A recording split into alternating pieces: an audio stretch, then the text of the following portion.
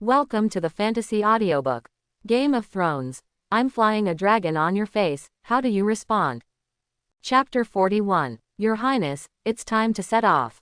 Sir Catimont said loudly. Originally, he was very satisfied with the results of his last transaction, but he never thought that White Harbor's actions could be called swift and swift. It's the old sow wearing a mask, one after another. He did not dare to take His Highness Jaehaerys lightly anymore. This time His Highness the Prince came to the transaction site in person.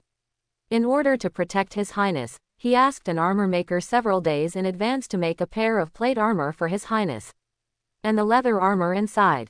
At the same time, they applied for 500 Spring Thunders from the Alchemist Guild and completed the transformation of the crossbows overnight. At this moment, the 30 warships going for the transaction have all undergone maintenance and overhaul to ensure that they are in the best condition. Oh, I've got something wrong. Jaehaerys waved his hand casually. Although the Admiralty Department had made complete preparations this time, it still felt a little strange. According to the description of the immortal root of Duobao Miaoshu, the practice people may have impulsive reactions to certain events.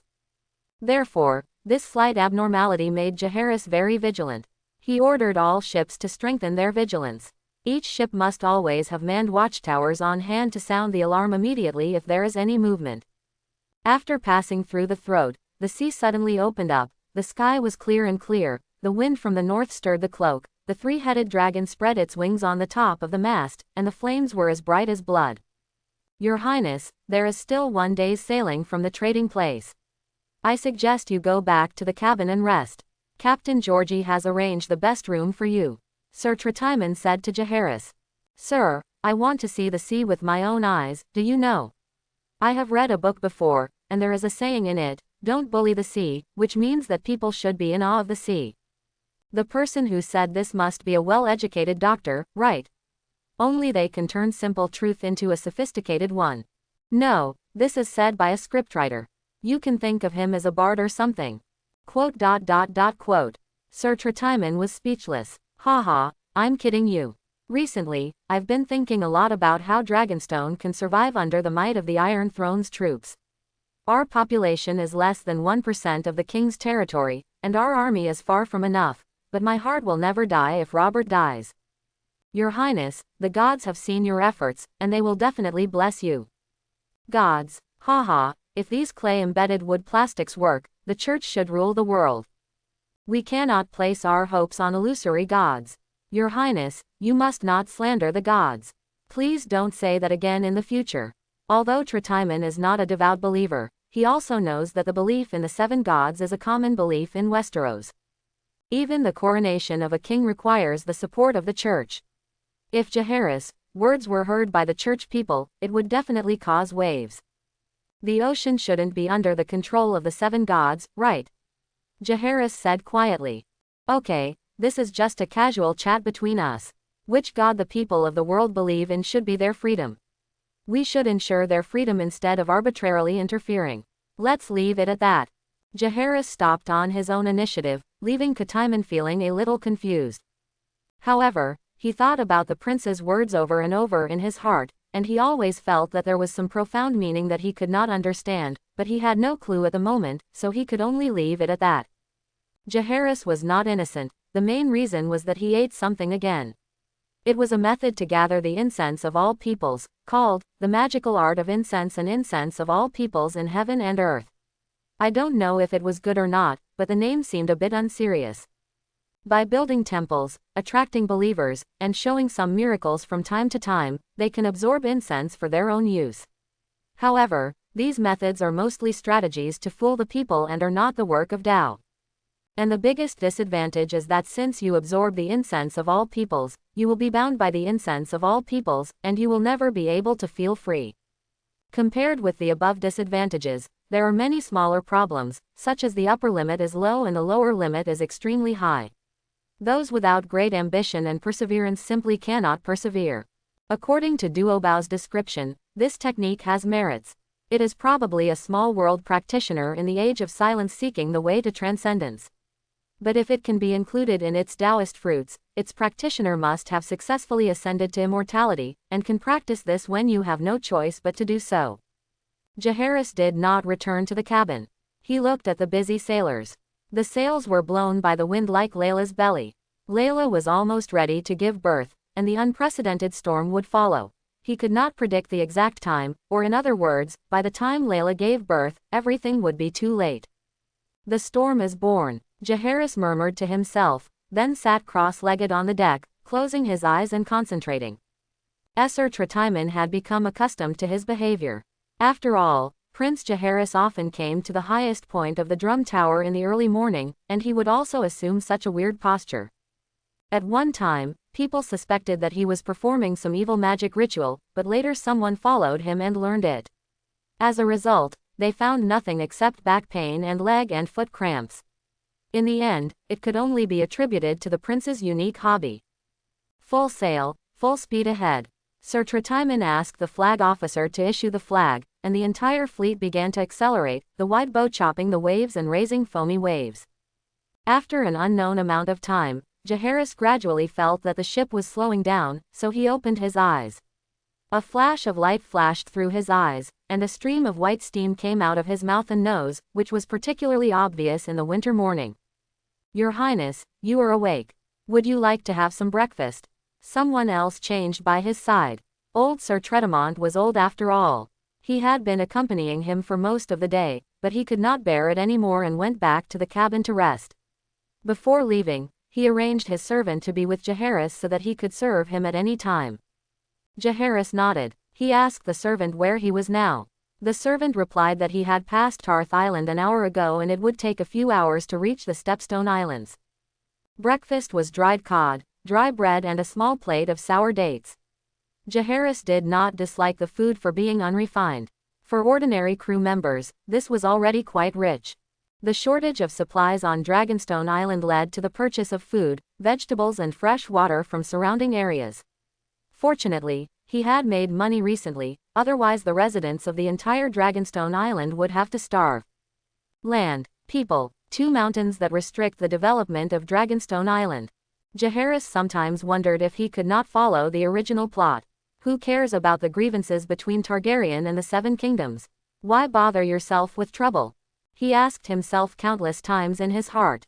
The Seven Kingdoms are so big. Can't he just find a place to hide and hide? At most, in a dozen years, when Viserys wants to sell the Dragon Mother and Mirri Moshe do or deceives her, he will appear in front of her directly. With this face that looks exactly like Viserys, she will always believe him.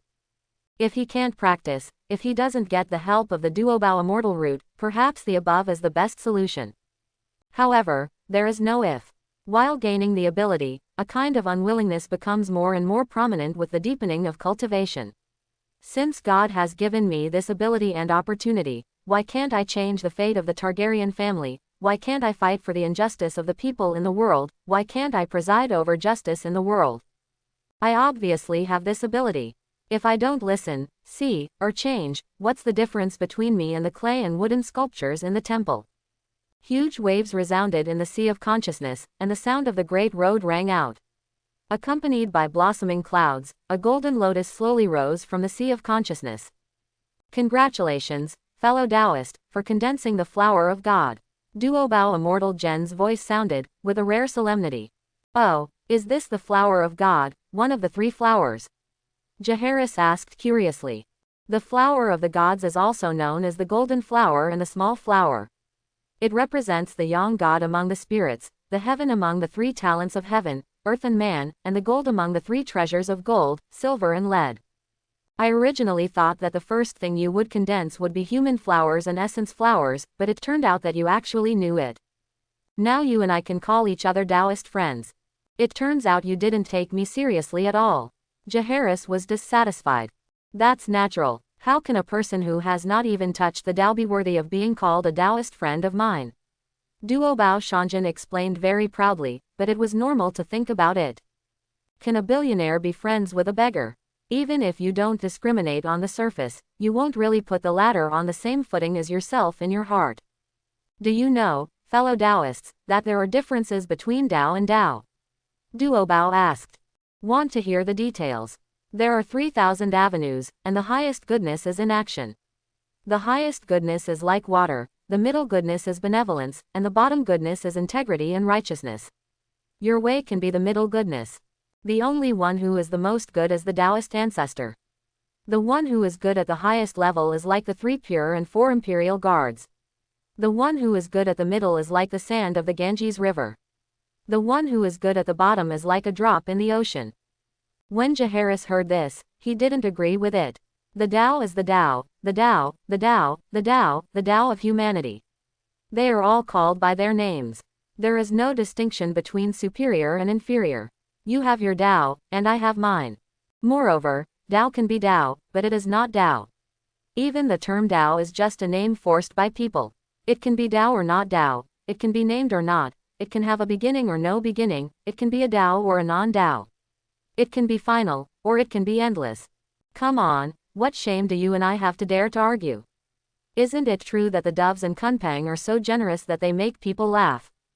Haha, that's right. What happened this time was not known to outsiders. Others only felt that Prince Jaehaerys' temperament seemed to be more noble. Standing next to him was like staring into the deep starry sky, which unknowingly attracted the whole mind. After further cultivation, Jaehaerys has been able to use some spells and talismans in the family tradition, such as exorcism spells, water purification talismans, glare spells, etc. It's just that these are all small skills, and they are used only when they are given up. When the fleet was 5 miles away from the stepped stone islands, it stopped.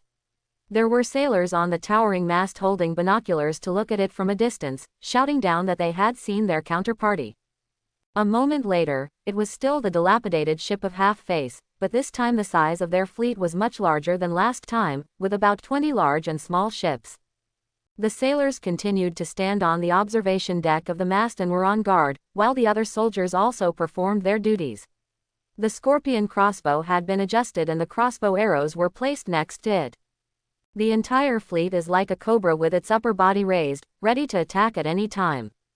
With Tritus and Half-Face coming forward, the two parties started trading in the Middle Sea area, exchanging 220,000 pounds of gold for 264,000 gold dragons at the agreed price. Half-Face, didn't you say there are 300,000 pounds? Sir Katiman was not very satisfied. After all, they were borrowing money to trade.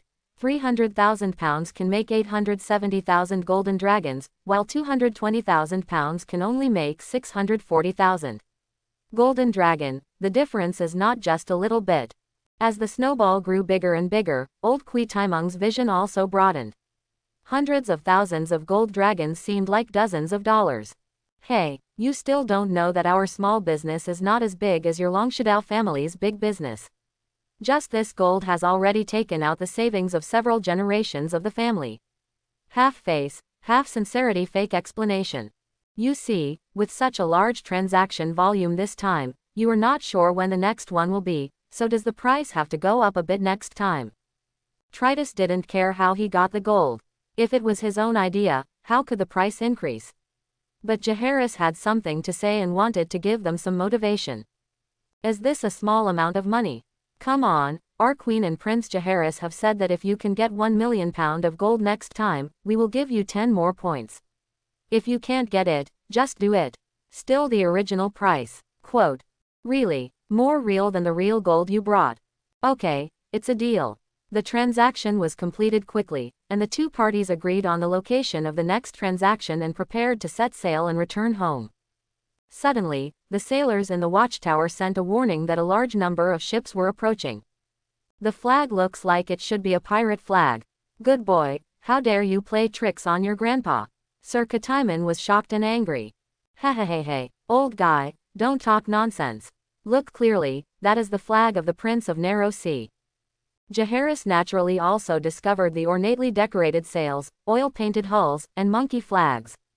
On the front and tallest ship, a man wearing a gorgeous silver coat could be seen from a distance, with bright white hair fixed by a hat. Jaehaerys took a closer look and saw, yes, it was indeed green. Salado-san. He came in person. Sir, who is this man? Jaehaerys asked. Your Highness, he is a descendant of Valyria and the current patriarch of the Thorn family. His family's history of going to sea and becoming bandits is almost as long as your ancestors conquering the continent of Westeros. So they call themselves the princes of the narrow sea. Although they are pirates, their strength cannot be underestimated. Oh, so he is the pirate hired by Erlu, but in the TV series he is a mud brother. Why does he look like he only has wheat skin? Jaehaerys asked the flag bearer to signal the flag, and the scorpion crossbows were all strung up. Although he didn't know the intention of the visitor, he still had to be careful. Respected Sir Tredemont, I am so happy to see you. I missed the chance to meet you last time, and I almost missed it this time. Salador sent people to hang a flag of peace to show that he had no ill intentions, but the pirates were cunning and had no sense of honor. A flag does not mean anything, and all is fair in war is often their motto. Sir Tredemont has been dealing with them for decades, and of course he knows these tricks very well. Moreover, His Highness Jaehaerys is still on the ship this time, so he will not take it lightly. He made a gesture with his hand behind his back, and the attendants left immediately upon seeing this, notifying all ships to prepare for battle. The anchor chain was reeled in by the capstan, the sails began to adjust their direction, the portholes of the rowing warship opened, the rowers were already in place, the oars were extended out of the window, like a centipede with legs, and they could start immediately after the oarsman gave the order. Sir, you make me so sad. I came here with sincerity, but you don't even give me time to listen to my nagging. Salador said pretentiously at the bow. The warship he was sitting on was called Valerian, a large rowing warship with 300 oars. It has only been launched for a few months, and now it is his flagship. In this sea area, no warship can match her combat power. Not to mention the few small karamis of the royal fleet of Dragonstone. Salador is full of confidence. Mr. Salador-san. Jaehaerys was wearing plate armor and no helmet. His long silver gold hair swayed in the wind, revealing a handsome face that could make women exclaim and sink. The main reason why Sir Tredemont was unwilling to let him appear in front of the pirates was because he was afraid that the pirates would desperately kidnap him after learning the prince's true identity. There is a precedent for this in history. During the Dance of the Blood Dragons, Her Highness Viserys, the son of Queen Rhaenyra of the Black Party, was on his way back to Dragonstone by ship. He was ambushed by the fleet of the Third Daughter Kingdom and was captured, was resold many times during the period, and finally his brother Aegon III, Dragonbane, accepted a series of harsh conditions such as a high ransom and recognition of his marriage to Governor Lee's daughter before he could return to King's Landing. I am Jaehaerys Targaryen. I wonder what Mr. Thorne meant by blocking my way.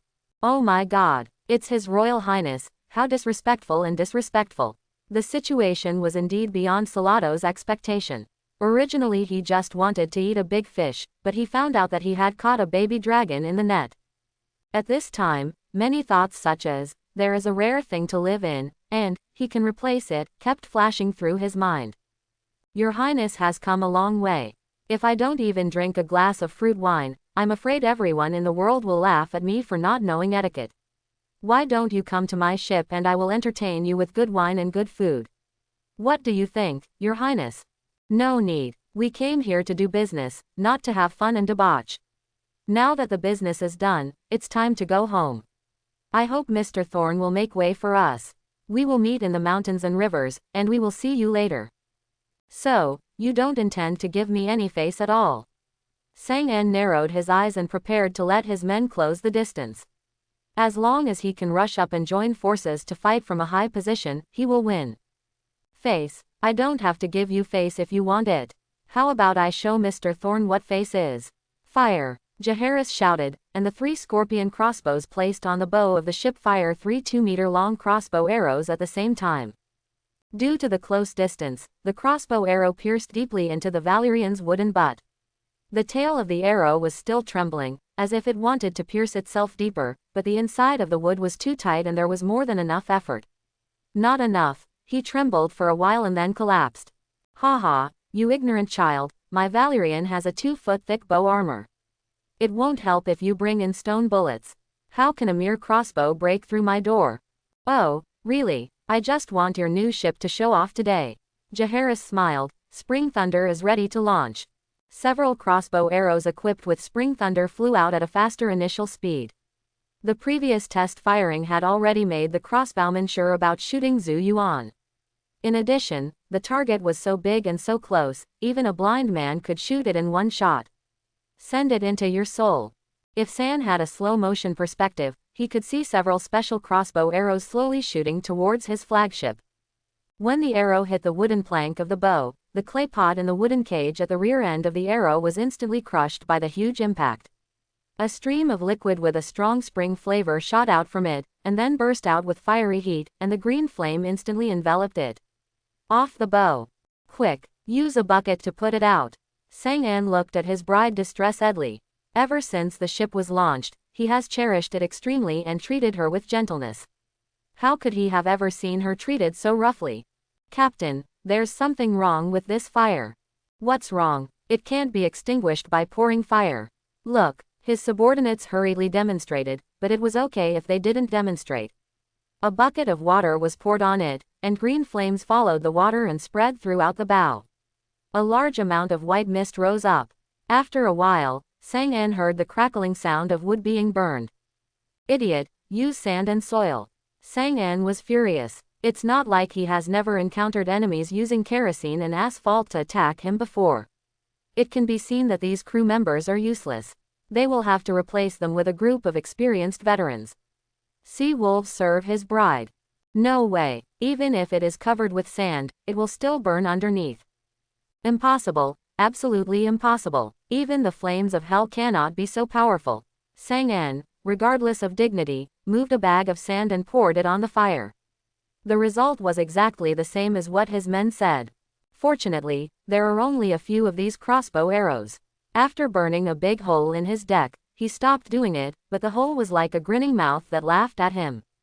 Then he saw densely packed crossbow arrows on the opposite ship, and each crossbow arrow had a round egg hanging on it. Ceasefire, ceasefire, Sang-an shouted in fright. This weapon is so terrifying. Just a few of them made the crew of the Valerian sweat profusely. What if there were a few more? Can we just announce that we are living in the undersea CBD and enjoying the back garden of life? Mr. Thorne, do you want to talk now? Jaehaerys said slowly, as if he was sitting leisurely drinking afternoon tea with his friends in the garden on a sunny afternoon. Hey, Your Highness, you're too polite. Just call me Xiao Sa. I don't treat you as sir. Salahor Sang was frightened. Fortunately, the other party didn't mean to seriously break up, otherwise, he would have brought it with him. Dozens of warships can't get away with it. Human beings' fear of unknown things stems from the depths of their genes. It is an instinctive self-protection mechanism of organisms. So it's no wonder that Salado has never seen the world. Even the soldiers of the royal fleet who saw the power of spring thunder for the first time were shocked. No wonder the superiors repeatedly reminded them that these round bottles and cans should be kept carefully before being packed. Put it in a wooden box filled with fine sand and straw, handle it with care when using it. Several soldiers remembered that they had sat down on the log, and they suddenly felt a tightness in the kikub area, and they broke out in cold sweat. If this thing had exploded at that time, the whole village would have come directly from home to eat, and it would have been over. There is no need to perform a ceremony, even the ashes will be scattered on the spot. Salado, I won't tell you too much. Since you proclaimed yourself the Prince of the Narrow Sea, you must be aware of it. Jaehaerys did not hesitate to reveal his deal with Half-Face and the others. If you collect 1 million pound of gold, I will give you a price of 1.3, for 2 million pounds I will give you 1.4, and for 5 million pounds I will give you 1.5. To put it bluntly, hello, everyone, let's make money together and get rich together. Jaehaerys was very generous. He had learned about this price before, and it was definitely not low. Salado still has many channels in Reese, but he is not a high-level person after all. None of the bankers and wealthy businessmen in the city can be offended by him. The so-called Prince of the Narrow Sea is just bragging. Even the Stepstone Islands there are many big pirates who don't give him face. Pirates these days are not much different from maritime merchants. They can switch seamlessly between the two identities. One second they are sitting down to discuss business, and the next second they are cutting each other with knives. The main thing is to act spontaneously. What the? Greedy by nature. The Thorne family has been in the sea for 300 years, but they have yet to get involved with the governor of Reese, not even once. Isn't it because their bloodline is not ancient? In the end, it's just a lack of strength. If Sallador wanted to sell the stolen goods, he had to be exploited by the wealthy merchants and bankers in Li, which made him want to set up a bank himself. Unfortunately, Li bankers were extremely xenophobic, and many of those with insufficient foundations were often bankrupted. Long before his grandfather Samara San joined the Nine, the San family had been seeking to enter the powerful class of the free trade cities.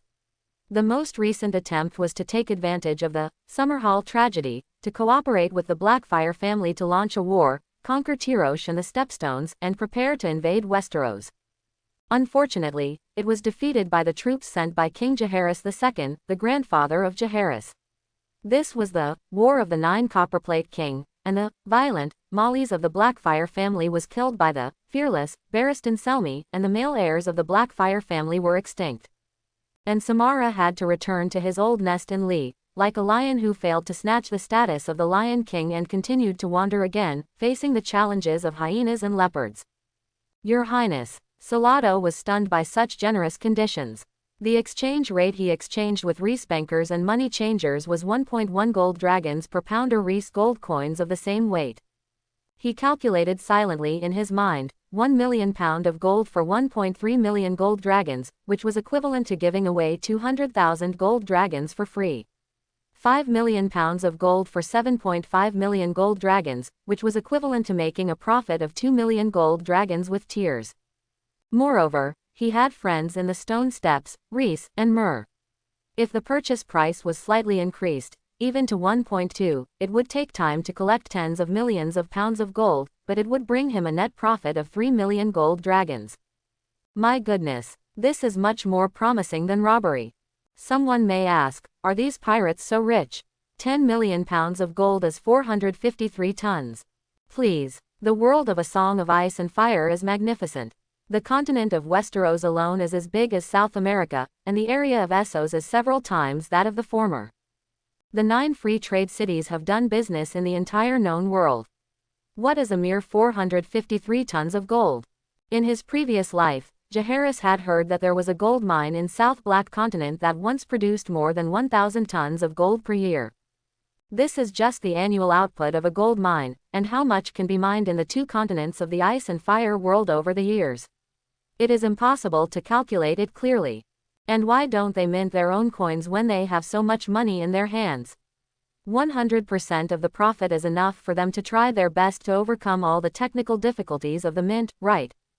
As mentioned earlier, it is not that simple to overcome technology. The mints of countries or city-states in this world can be said to be the lifeblood of the economy, and the casting technology is not leaked at all. Even an ordinary technology is often regarded as a secret by the holder, which leads to the technology being passed down from generation to generation, and it is difficult for outsiders to know. For example, the lace of Myr, a simple fabric that is commonplace for the Blue Star people, has become one of the main commodities of Myr in this world. The weaving method has not been spread for hundreds of years. Lace production has become one of the pillar industries of Myr. Can you believe it? Due to the confidentiality of technology, pirates can't counterfeit coins at all. Even if someone privately casts them, they are fake at first glance. Of course, there have been people in the history of the Stone Steps who privately cast gold dragons on a large scale. Who is it? Demon Blackfire. However, the Iron Throne then announced that owning the coins privately cast by the Blackfire family is a crime of treason. So people at that time didn't dare to accept them when trading. Especially the nobles, the family and the territory are the foundation of their survival. Even collecting and storing Blackfire gold coins is a crime of treason, enough to deprive them of all noble rights. Who dares to disobey the order? Many civilians don't even know how to read. 99.99% of them will never come into contact with gold dragons in their lives. The only ones who can use gold dragons are nobles such as lords and knights and merchants. If they receive privately minted gold dragons, they will melt them into gold as soon as possible, and then exchange them for gold dragons and silver deer from the money changers. The exchange rate is very touching. It is enough to make them remember to keep their eyes open next time and not accept counterfeit coins. The pirates, whose eyes were red with excitement due to the huge profits, shouted, "Long live Targaryen! Your Highness, I am shocked by your generosity. In this case, I must tell you a piece of news that is not good for you. Even for the 3 million gold dragons, Salvador-san must ensure the safety of Dragonstone before the gold dragons are in hand. I would like to hear more. My people saw it at Cape Wrath in Shipbreaker Bay not long ago. Jaehaerys listened to him quietly. Now the main defense direction of the royal fleet is Blackwater Bay and the Throat, and there is really no energy to take care of the distant Shipbreaker Bay. Unexpectedly, Orlu built a large dock and a super-large warship with 400 oars without making a sound. Fortunately, they have relatively few ships and cannot form a scale for the time being. But after a while, various conventional and auxiliary ships will be launched, which will pose a huge threat to Dragonstone. Although Jaehaerys has the Spring Thunder, a powerful weapon for naval warfare, once the enemy knows about it, they can suppress it remotely with large crossbows and catapults. The Spring Thunder's range is not enough to reach the opponent, and it cannot match the opponent in terms of fleet quantity and speed, so it will fall into a passive situation of being beaten. Thank you, Mr. Thorne. Jaehaerys sincerely thanked. Don't worry, the Targaryen family will not treat friends unfairly. A royal family, even an expelled royal family, is still an expelled royal family with strong financial resources. His promise is very valuable. If the Targaryen family sits on the Iron Throne again, then the 300-year vision of the Thorne family may be realized in the hands of Salvador. After a few polite words, Thorne took the initiative to say goodbye. He wanted to collect as much gold as possible before the news spread. Now time is money. Jaehaerys thought about it and told Sir Tredemont to send a small boat to Cape Wrath on the return journey to investigate the specific location of the dock. He would not tolerate such a huge tumor threatening the safety of Dragonstone. After the arrangements were made, the fleet set off. Although the transaction was safe, Jaehaerys made another 380,000 gold dragons through this transaction with tears in his eyes. The actual combat effect of Spring Thunder also made Jaehaerys quite satisfied, but it also exposed some problems. The first is the problem of range. The crossbow is heavy and the range is short. The range of the catapult is a little longer, but the accuracy is not satisfactory. It can only be said that whether this thing can hit the moving ship depends on luck. Oh, it would be great if there were cannons in the previous life. It's a pity that he can't make it. Besides, I, a cultivator, am afraid that I will be sprayed to death if I play with cannons. It's better to think of a solution based on the current level of technology. Davos Seaworth, the Onion Knight, has been enjoying himself lately. He was knighted by Stannis Baratheon, who of course also punished him for his smuggling behavior by cutting off the first phalanx of the other 4 fingers of his left hand except the thumb. Those who have merit must be rewarded, and those who have made mistakes must be punished. This made him suddenly feel that his master was different. He is a breath of fresh air among the corrupt lords. Doing business with such a master makes you feel at ease. So he asked his wife to sew a small bag, put his shaved finger bones in it, and hung it around his neck as an amulet. Moreover, the lord also sealed a piece of land and a small castle for himself in Cape Wrath. Now his wife and children can finally live upright and upright. When his wife Maria, who was called Mrs., for the first time, excitedly rode on him, he felt that his life had reached its peak in an instant. The title of his wife was a shadow that Davos, who had been exiled at sea, could not imagine. Of the day after he was granted the title, he named his family Seaworth, which means seaworthy ship. The coat of arms of his family is a small black ship on a gray background with an onion pattern inlaid in the sail of the small black ship. This is to commemorate the Black Bess that established immortal achievements and a ship full of onions. Last year, King Robert ordered Stannis to build the royal fleet, and Stannis handed over this important task to himself, and also made himself responsible for training sailors. He became a celebrity throughout the Stormlands. Of course, he also knows that there is a high probability that the royal fleet will not be handed over to him as commander, but no matter who becomes the commander of the royal fleet in the future, they will not be able to bypass him as the founder. Cape Wrath has fertile land, and the rainforest of Cape Wrath is full of timber suitable for building ships. There are huge cedars, hemlocks, maples, oaks, redwoods, sentinel trees, and soldier pines that can be hugged by many people. Many lord families in the rainforest, such as the Metellin family in the Misty Forest, the Morrigan family in Crow's Nest City, and the Clinton family in Eagle's Nest Castle, are all famous for selling shipbuilding wood and amber gems. As we all know, it is impossible to build a boat immediately from freshly cut trees. They must go through a series of treatments such as trimming, drying, shaping, insect-proofing and moisture-proofing. The most critical part of the entire ship is the keel. Among them, the keel of large and medium-sized warships and merchant ships is best to be an integrated keel. It must be large and strong so that it is not easily broken up by wind and waves in the ocean. The ship ribs, which are spliced to the keel using a mortise and tenon structure, need to take into account both strength and hardness. The hull is a little simpler, but in order to be waterproof, it must be dried slowly in the shade for more than a year. The gaps in the hull below the waterline are then coated with asphalt before launching into the water. Obviously, these materials cannot be solved by cutting down trees in a short time. Fortunately, these rainforest families have given huge support, and the inventory of ship materials was quickly transported from all directions to the large shipyard in Cape Wrath.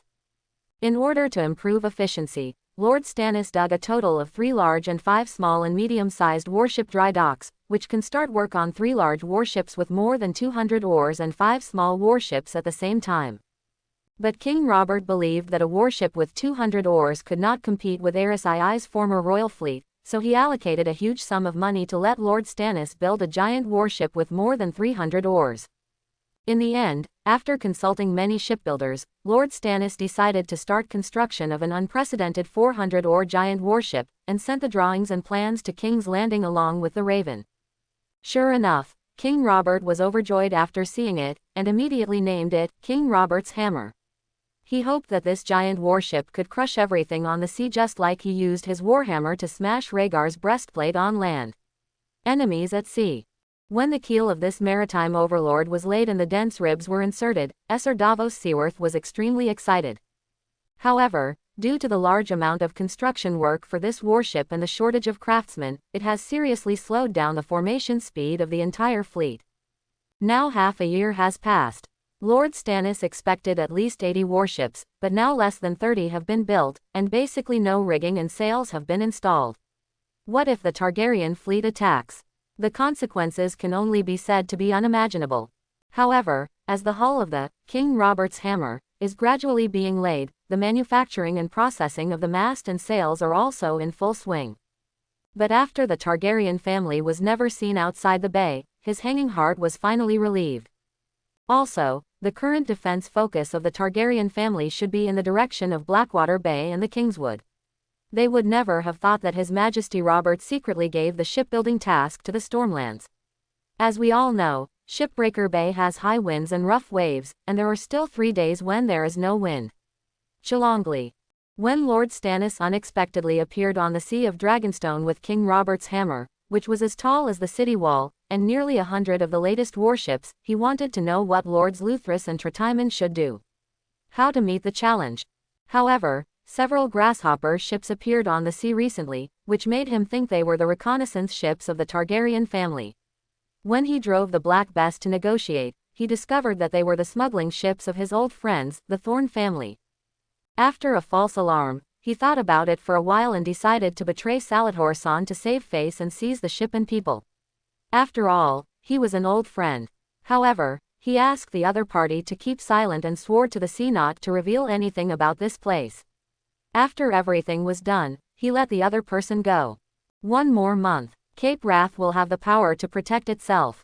After 3 months, even if the Dragonstone fleet comes out in full force, it will be helpless against its own fleet. Out of caution, he decided to quickly install sails and rigging on the 30 small and medium-sized warships, so that even if there is an emergency in this month, they will have a certain degree of mobility and will not be a live target on the dock. He did what he said, and the former smuggler had such a strong execution ability. In just a few days, everything was arranged.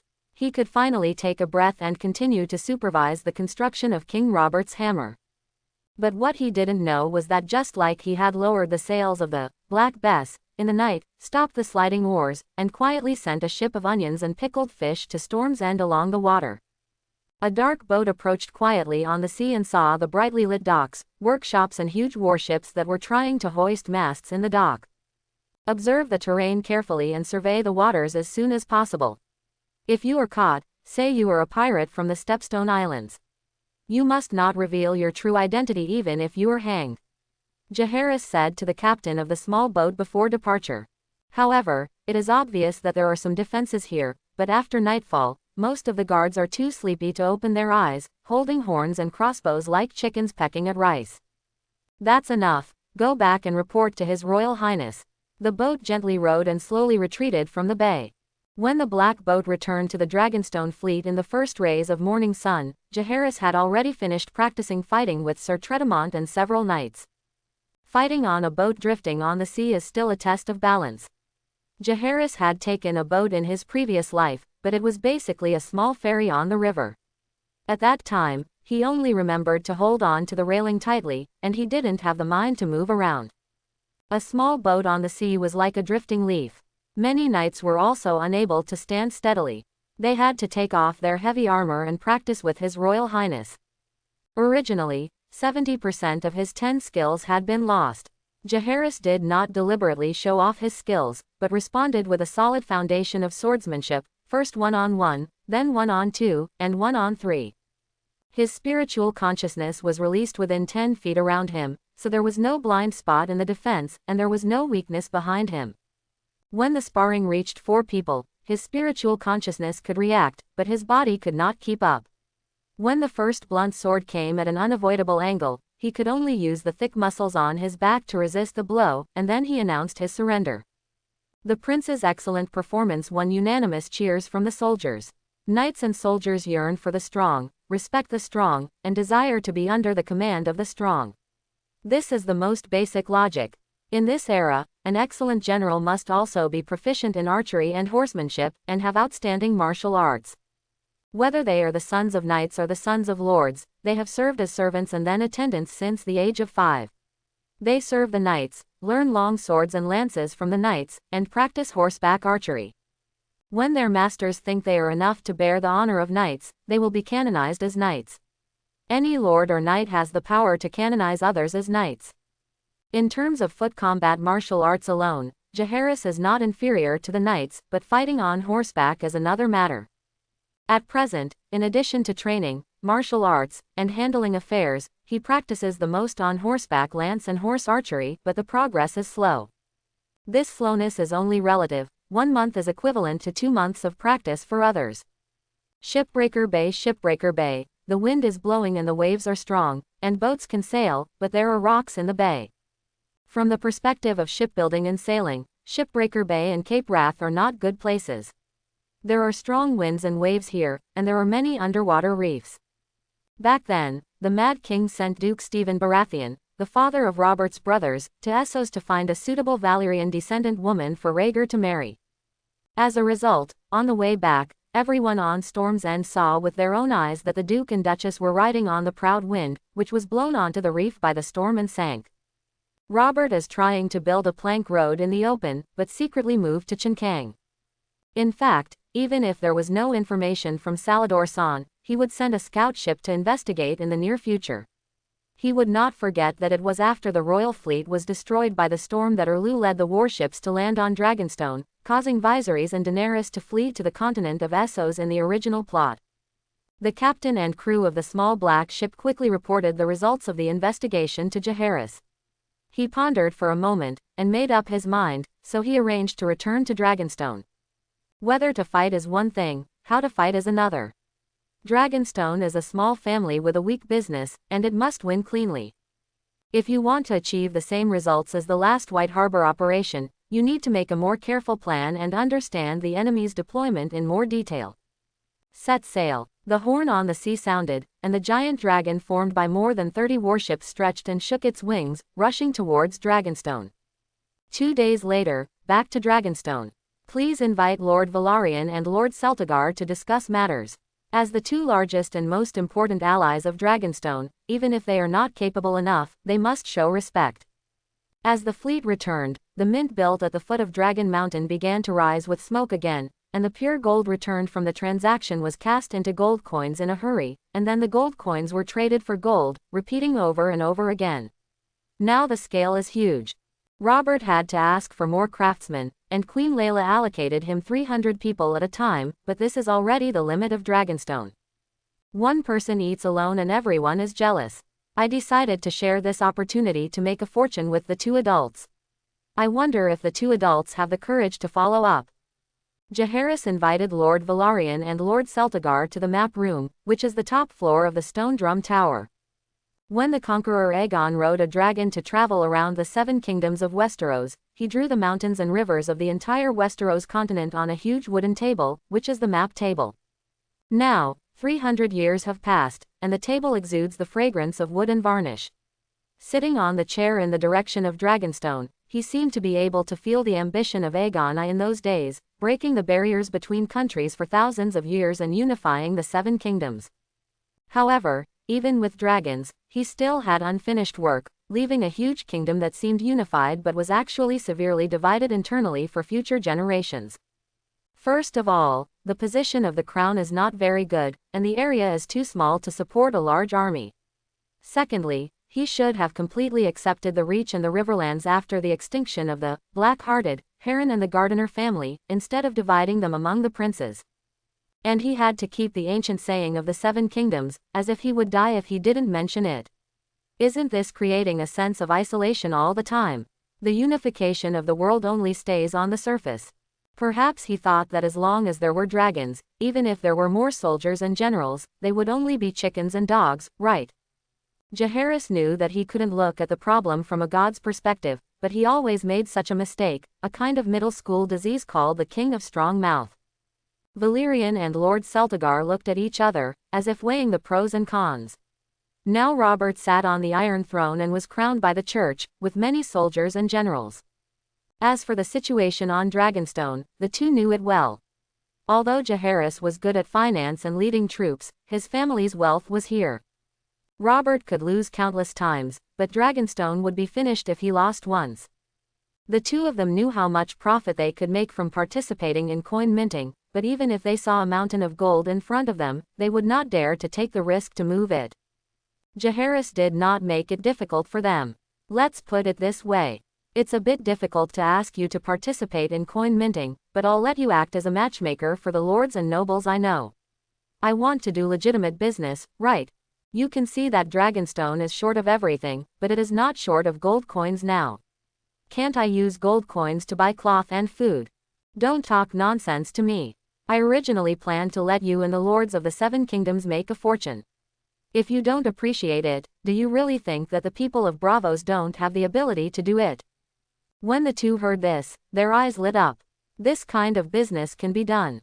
Now the Iron Throne has not issued an order to prohibit doing business with Dragonstone. So they quickly agreed. Celtigar said that he would send people to the Crabclaw Peninsula and the valley to purchase immediately, and Velaryon was not far behind, saying that he was willing to contact the princes of the Crown and the Riverlands. Jaehaerys took out a long list from his arms. Whether it was medicinal materials, wood, steel, charcoal, or stone, grain, cloth, wool, horses, piglets, as long as there was anything on the continent, he would buy it. My lords, you also know that Dragonstone is a small island. I want to rent a lot of wasteland on your island as a conch breeding pond, and hire your people to work for me. Jaehaerys continued. Surprise. A sudden surprise. This is a good thing. His Royal Highness is really a good man, and he sent us money. Of course, the two agreed in unison. Jaehaerys said that he wanted to rent all the wasteland on the seashore of their island to transform it into a murex breeding pond. The two were even happier. It was turning waste into treasure. The three of them got together to discuss the rent, and finally decided to rent the wasteland on the 2 islands at a price of 10,000 gold dragons per year, including hiring workers from their island to build the pond. Later maintenance, breeding, etc. will be charged extra according to the actual production situation. The two adults left with satisfaction. It was great to do business with Prince Jaehaerys. Jaehaerys immediately recruited the chief of the inner guards, an inconspicuous old fisherman, codenamed Long Yi. The prince ordered him to find a way to infiltrate the 2 islands. These 2 people seemed to be allies, but they were cunning and treacherous. Even if he gave them so many benefits, he still did not dare to take it lightly. The fleets of these 2 fleets combined exceeded half of the number of the royal fleet of Dragonstone. I could not use such a force, but I must prevent them from being used by the enemy. Now the closer the relationship between Dragonstone and them is, the deeper the interests are entangled, and the higher the cost of their rebellion. That is, Jaehaerys is not used to using people as bargaining chips, otherwise Princess Rhaenys would be betrothed to Redmond, the son of Luthras, and after the two sides become in-laws, Viserys or Griffin would marry the daughter of Adrian Celtigar, which would be a sure thing.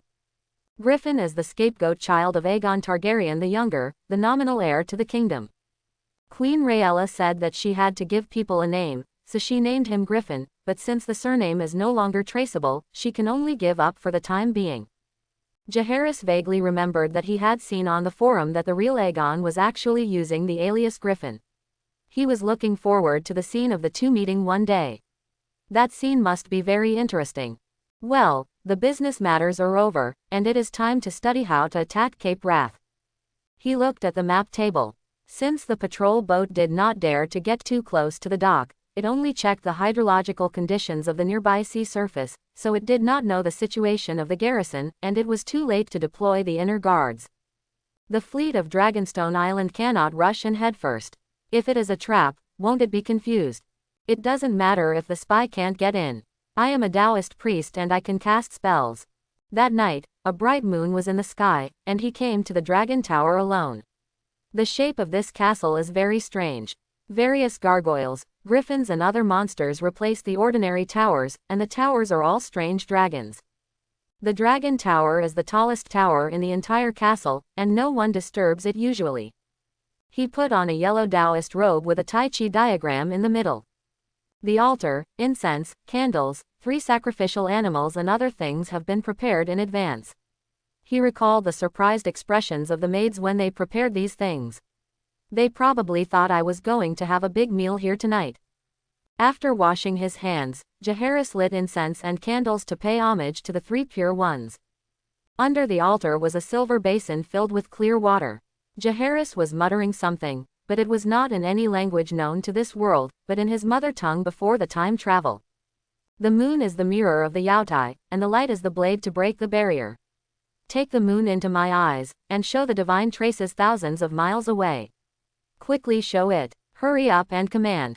He pinched the sword finger with his hand, and actually attracted a ray of moonlight out of thin air. The light spot moved on the dark floor with the sword finger, and was finally led into the silver basin. In an instant, a bright moon appeared in the silver basin, and the breeze blew but the water surface was calm. Jaehaerys quickly moved to the basin and sat down cross-legged.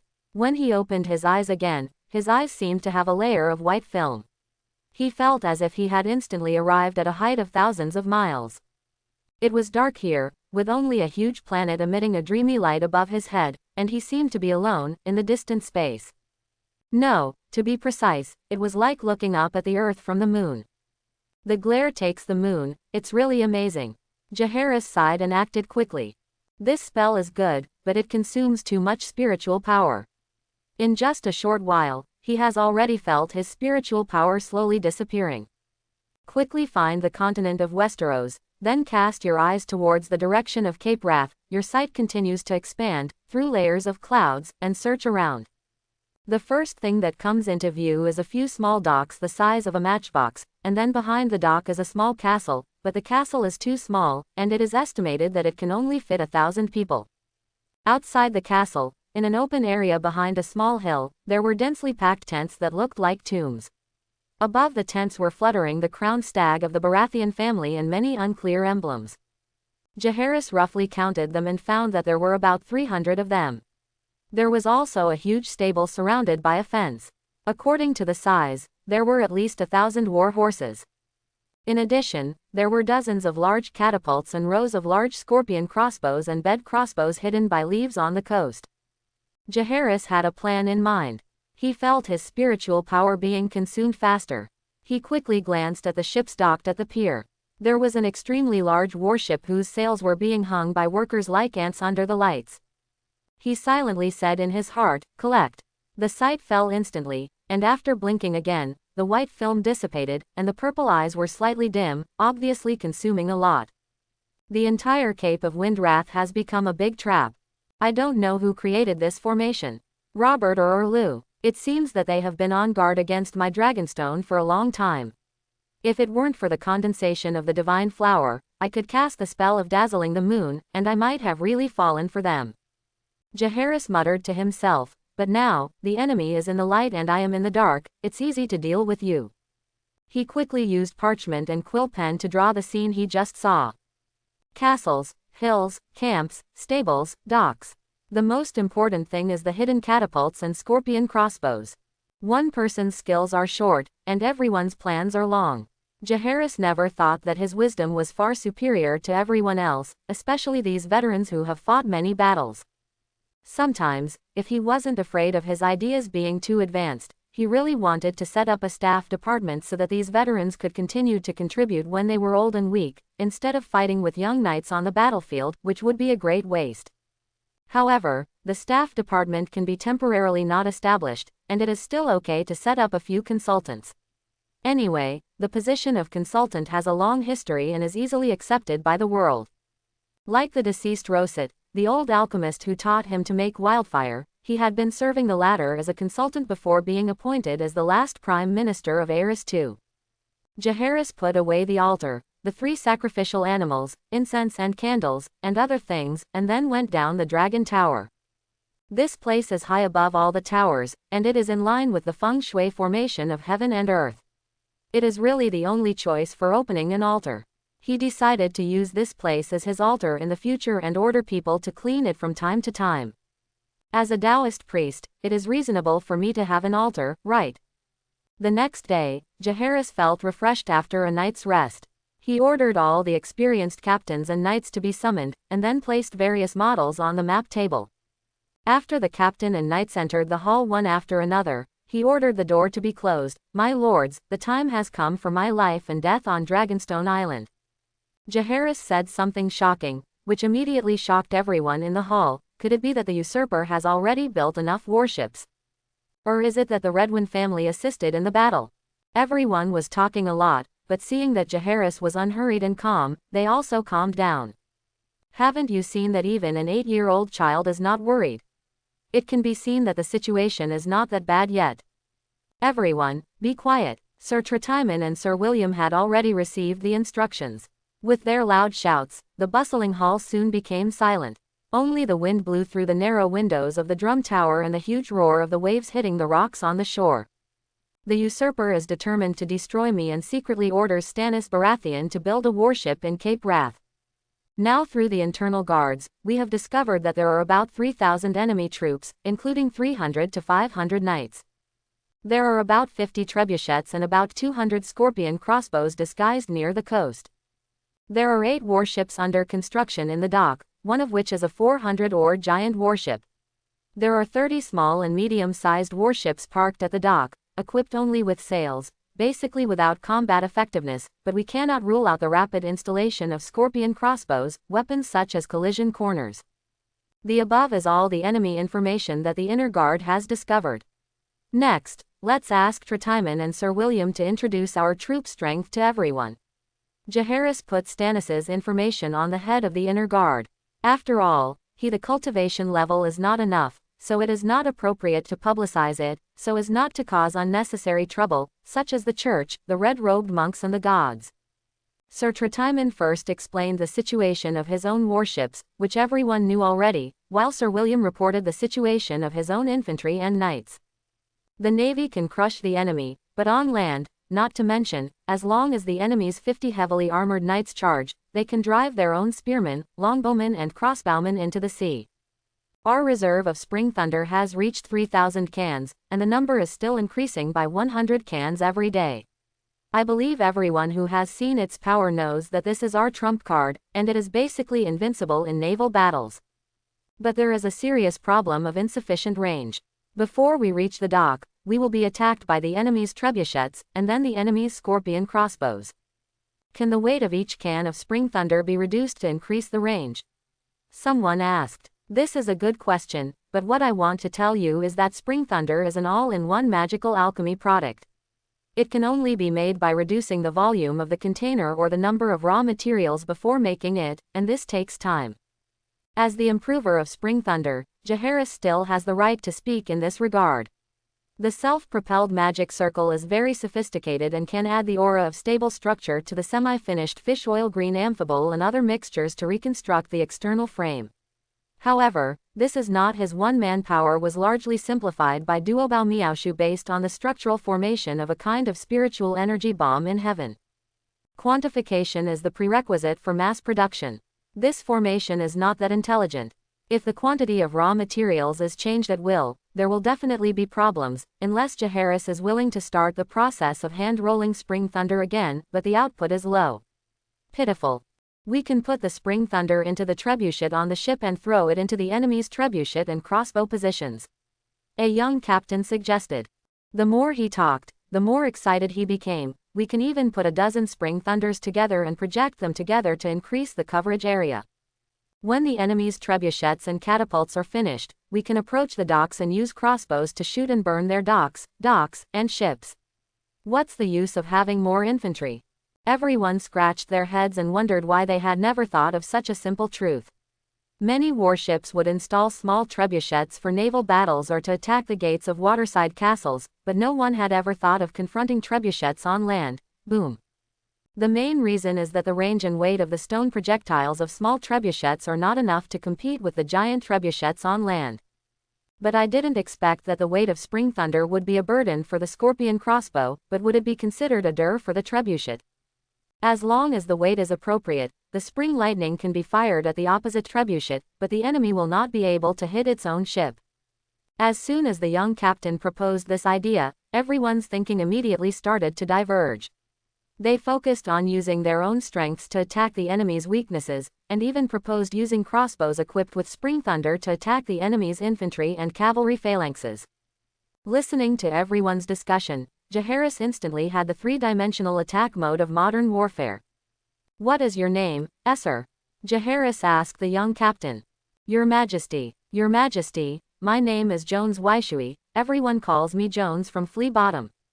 "Very good, Jones, you have a good idea. What is your current position?" "My humble position is the acting captain of the Swordfish, the 2nd Squadron of the Royal Fleet Patrol Team." "Okay, you can remove the pronoun. Now let's discuss in detail how to deploy our troops." After a whole day of discussion, a complete attack plan was finally formed. This mode of discussion is relatively new to the captains of the Royal Fleet. Everyone has a strong sense of participation. The collision of various inspirations has generated heated discussions and repeated verifications. In the end, the best is selected to establish the most appropriate and stable tactics to maximize the killing of the enemy while preserving oneself. In the past, the commander-in-chief of the Royal Fleet issued combat orders, and then each ship fought freely. The victory or defeat of the battle depended largely on the commander-in-chief's personal decision-making level, the strength of both sides, and the illusory luck. Even infantry and cavalry are roughly the same. Even if the wisdom of the crowd is gathered, it is limited to a few lords and nobles. It is not like now that an ordinary captain, non-noble, can boldly offer advice. After the agreement, Jaehaerys asked everyone to rest in the guest room of Dragonstone Castle. Only when they set off could they return to their ships and then announce the specific combat mission. The main reason is that there are still too few internal security spies, and there is no way to monitor all ships, and this operation is too important. He can't help but prevent someone from jumping into the water. I believe Robert will definitely be willing to pay a title and fiefdom for this information. The so-called loyalty is just because the chips of betrayal are not big enough. In this world, what else is more attractive than a title and a fiefdom? And these are exactly what Dragonstone lacks. In the final analysis, there are too few cards in my hand. Alas, people can't always live in the so-called dreams and honors, otherwise. I suggest that Queen Layla ascend the throne as queen first. Otherwise, it is a bit unequal to the status of the Iron Throne. As for the lack of the coronation of the High Septon, it doesn't matter. Dragonstone has its own monks and can still apply holy oil. Of course, if the problem of the fiefdom is not solved one day, even the honorary title cannot be compared with Robert, it can't be compared at all. Alas, the solution is a long way to go. Jaehaerys rubbed his swollen eyebrows and decided to put aside these troubles for the time being and educate the naughty child. Before leaving, he said that he would personally train Viserys after returning. People should be honest. I, Jaehaerys, definitely don't do this because I can't stand his careless and arrogant attitude. Your Majesty, Lord Eddard has sent a letter. Please take a look. Grand Maester Pycelle found Robert, who was drunk, in Maegor's tower. Since he ascended the throne, he has been either holding tournaments or going hunting in the royal forest or playing among the many flowers. The first thing to recover in King's Landing was the seafood market.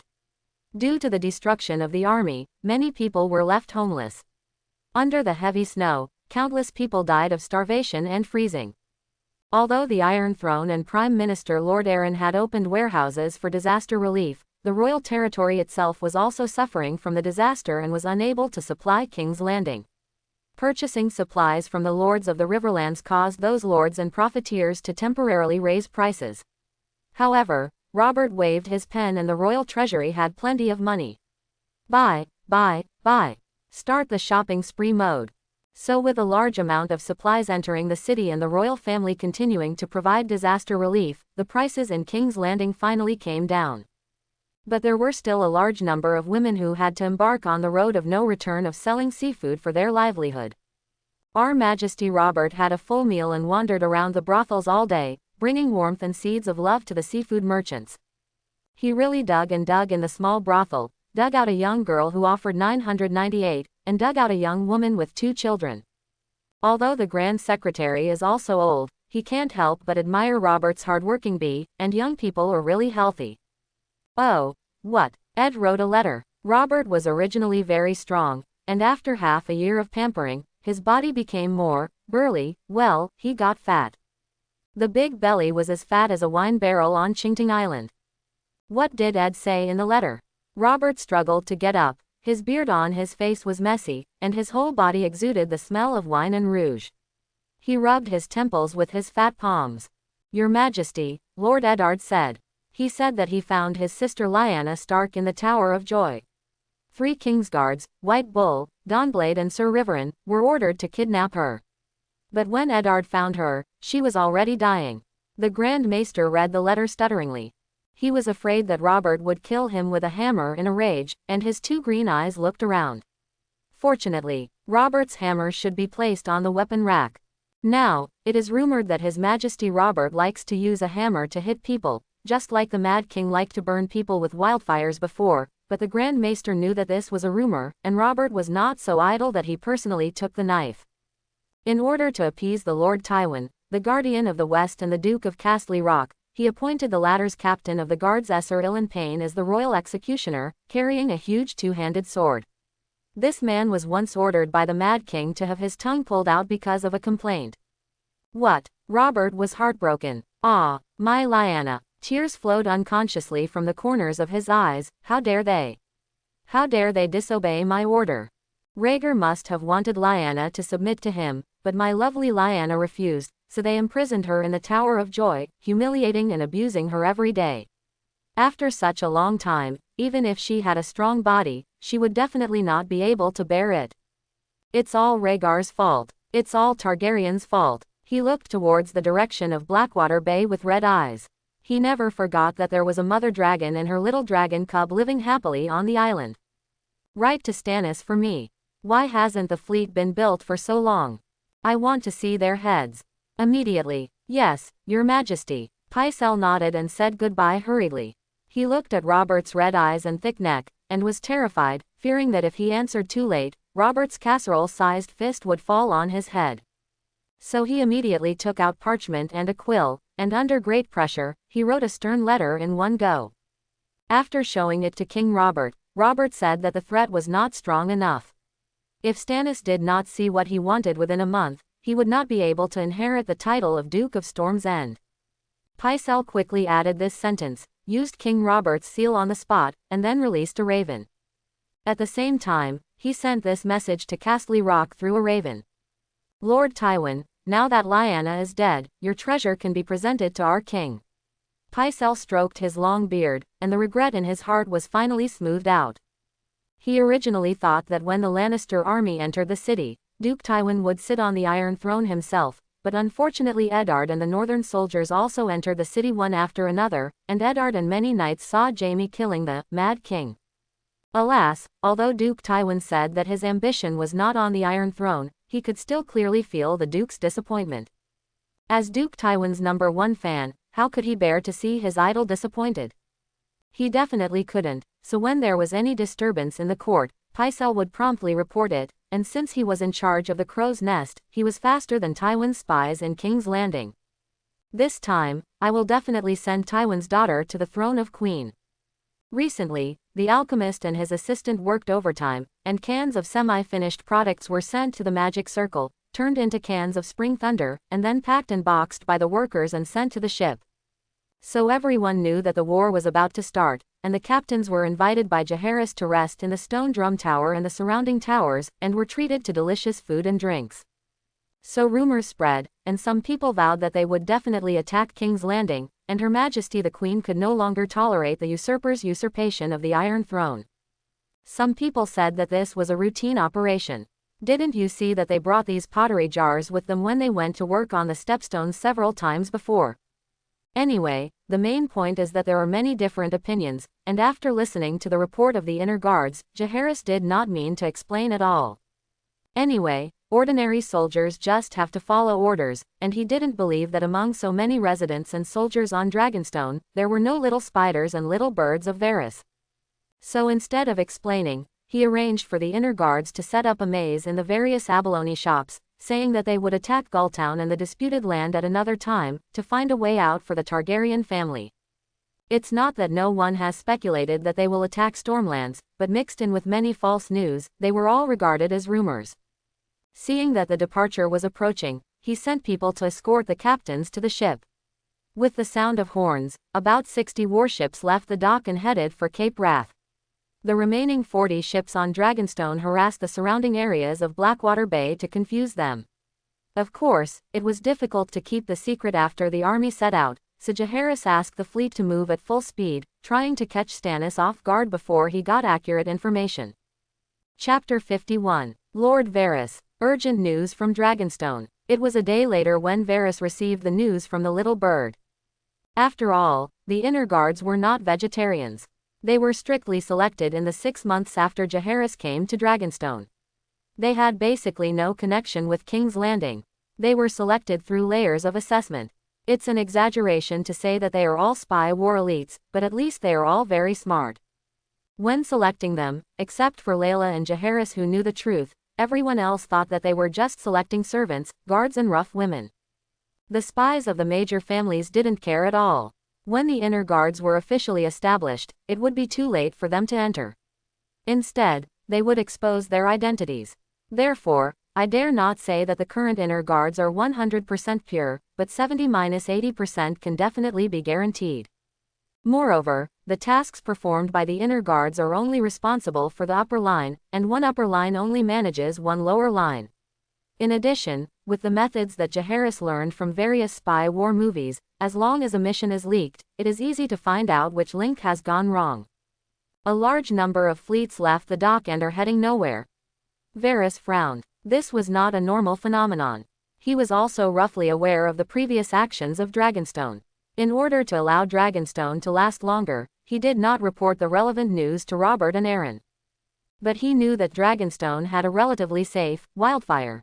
It was said that it was improved by His Royal Highness Prince Jaehaerys himself, and it had played a big role in the previous actions. Of course, he wanted this kind of weapon, but unfortunately the Dragonstone Alchemist Guild was closely watched by the so-called internal guards, and it was simply impossible to get in. His little birds tried their best, and they only knew that it was related to magic, but even the alchemists were vague about what it was. Therefore, it would be fine for a short time. Collect intelligence from all over the place as soon as possible. I must know their real attack direction as soon as possible. Varys changed his feminine style, and his tone was no longer sweet, but like the cold wind of King's Landing. 2 days later, Jaehaerys led the fleet to make a circle, avoiding the Stormlands and the islands of Tarth and Emmons, and instead headed for Cape Wrath from the southeast along the Stepstones and the coast of Dorne. After arriving at Cape Wrath, he ignored all the fishing boats he met along the way. Oh my goodness, something big is going to happen. All knowledgeable fishermen knew that this fleet flying the Targaryen red three-headed dragon flag was definitely heading for the big dock. Many people rowed desperately, trying to pass this information to their lords, but how could they catch up? Davos Seaworth suddenly felt a little palpitated at this moment, and this feeling was like being targeted by Sir Tredemont when he was smuggling. This intuition allowed him to avoid many surprise inspections and ambushes by the Marine Guard, and also allowed him to avoid many, black eating black, and gunfights among his peers. He called this intuition, the warning of the gods. Today, this feeling was particularly strong. He quickly sent a message to Earl Whitehead in the Weeping Tower. No matter where the attack came from, it would always pass through the Weeping Tower. But before his raven flew out, he suddenly heard the sound of a horn whimpering. His face turned pale. His intuition was still effective, but it seemed a little late this time. First echelon, according to the plan, indiscriminately attack the woods and embankments on the shore. The flag officer issued Jaehaerys' order through flag signals. Soon, 10 large warships with 200 oars aimed the trebuchets on the bow at the above position. Although it looked harmless, the soldiers operating the trebuchets strictly followed the order. The loader put a can of spring thunder into the leather bag of the trebuchet. The huge wooden box with a counterweight below had already arrived at the preset position under the traction of the capstan. The launcher swung the hammer in his hand vigorously and hit the launching hook.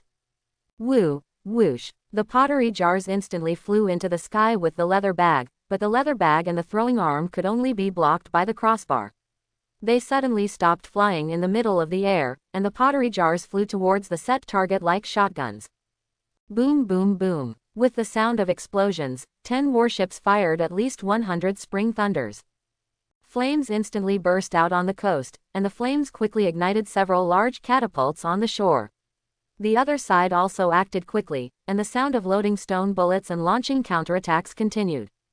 The results of the first wave of battles were not as expected by Jaehaerys, but it didn't matter. This first wave was just a trial run. He prepared 4,000 pots of spring thunder for this war. Of course, various traditional fire starters were also brought, such as asphalt barrels, various oil barrels, etc. The second and third rounds of attacks were launched soon, because the loading speed of the small trebuchets was much faster than that of the giants on land. But after the 10 warships threw nearly 300 pottery jars, the giants on land also began to roar, and huge stones that could be held by one person fell from the sky and hit the sea surface, causing huge waves. But it was obvious that the range was too close and it was far away. Order: ships attack in a dispersed formation.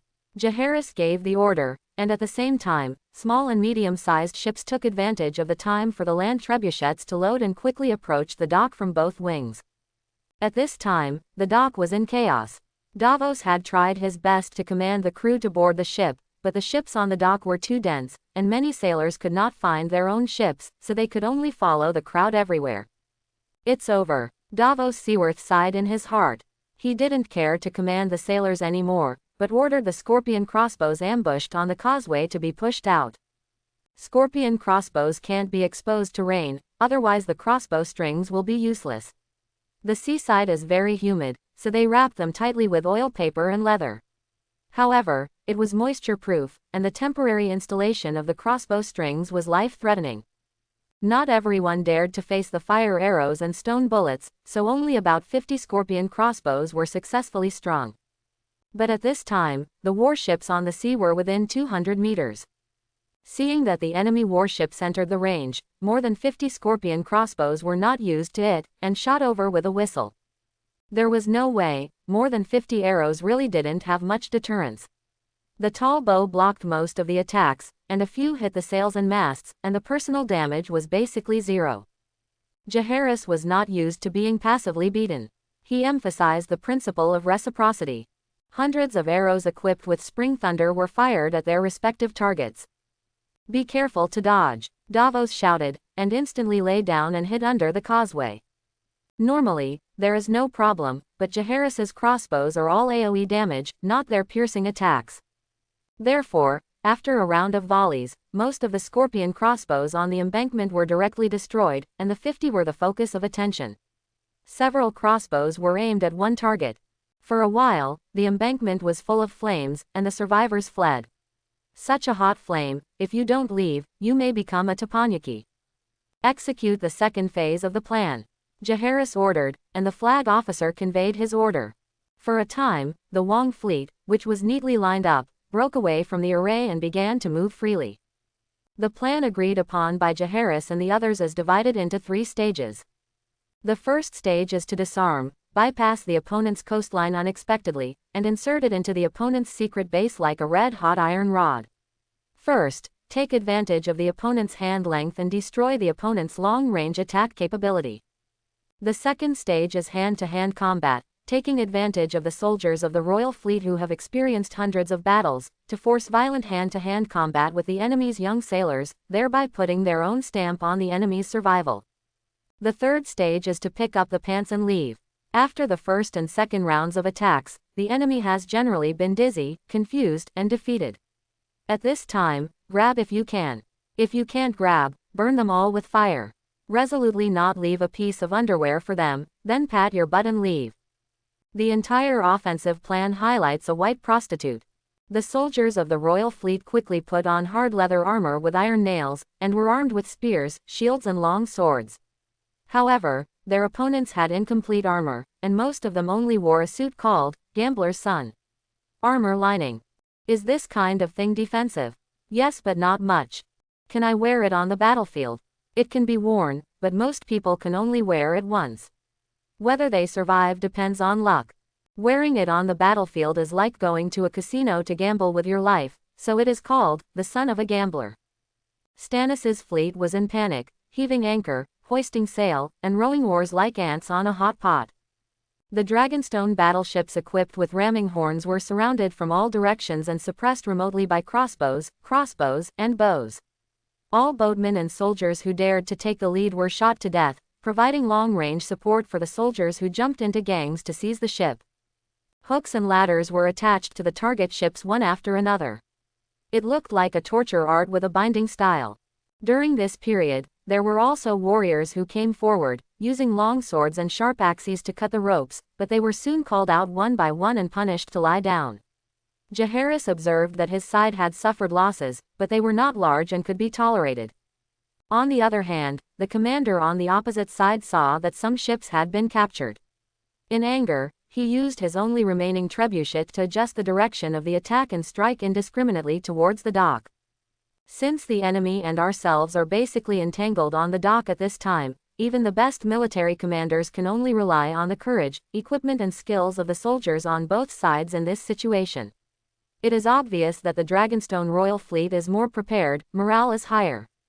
As the flags of crowned stags were thrown down one after another, and the flags of the 3 giant dragons were raised, the plan to seize the ship was mostly completed. Let our trebuchets and scorpion crossbows kill those obstructive trebuchets. Jaehaerys continued to order. He saw with his own eyes that his own side and the battleships that had not yet been captured were shattered under the attack of boulders. Fortunately, the first stage was over. Burn most of the enemy trebuchets, otherwise the consequences will be disastrous. The combat mission of the 10 large warships is not to seize ships, but mainly to keep an eye on the trebuchets on land and not let them threaten our own warships.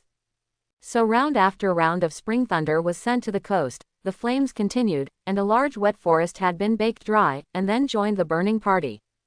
Not a single trebuchet or scorpion crossbow could be fired again, and everything was reduced to ashes in the sun-green flames. The fighting on the ship gradually stopped. Most of the soldiers had been killed. A few survivors followed the boatmen and oarsmen and knelt down to surrender. Only the giant warship still parked in the dry dock was lying there quietly at this time. Your Highness, there is no way we can drive it away. Well, the timing of their attack can only be said to be just right. If this giant battleship is completed, then under its leadership, the entire fleet will form a joint force, and then support it until the ground troops arrive for reinforcements. It is very possible to seize the ship. We'll fail. And of course we can't leave it to Stannis at this time. Save some spring thunder and put in asphalt barrels and oil barrels. Yes, Your Highness. After the order was issued, various burning asphalt barrels and oil barrels finally came into use. They used to be little Tiontian in naval battles, but after Chunlei was born, they became Mrs. Niu. Not only is it bulky and needs to be lit in advance, the only saving grace is that it is cheap enough and can be consumed in large quantities. Dozens of barrels of burning asphalt were thrown into the docks and warehouses on the shore. Flames that were 100 times more intense than the first wave and the second wave of attacks burned.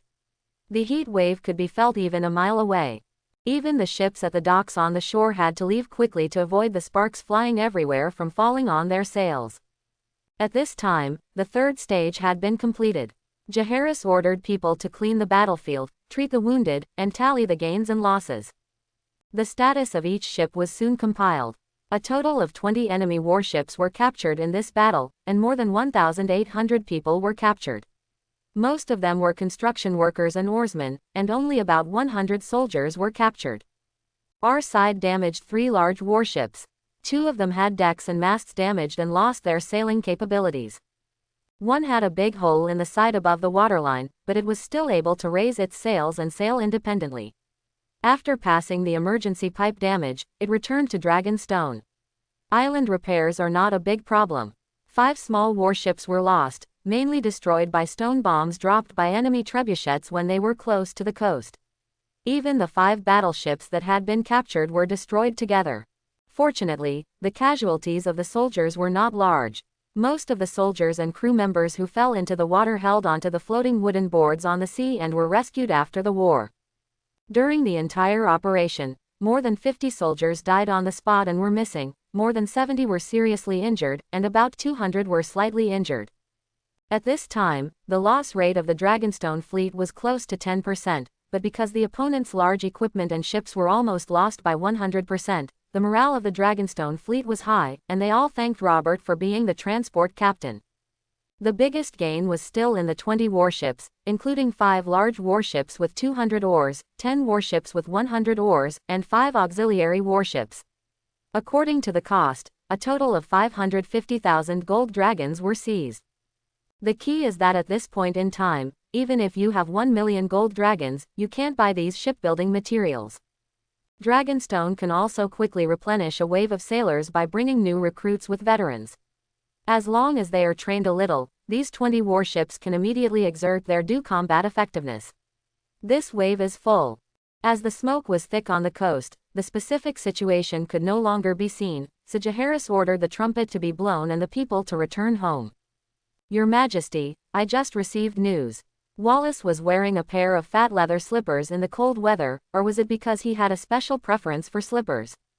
Eunuchs often appear in people's sight, and they always like to wear purple silk clothes or sweaters, and then match them with various slippers.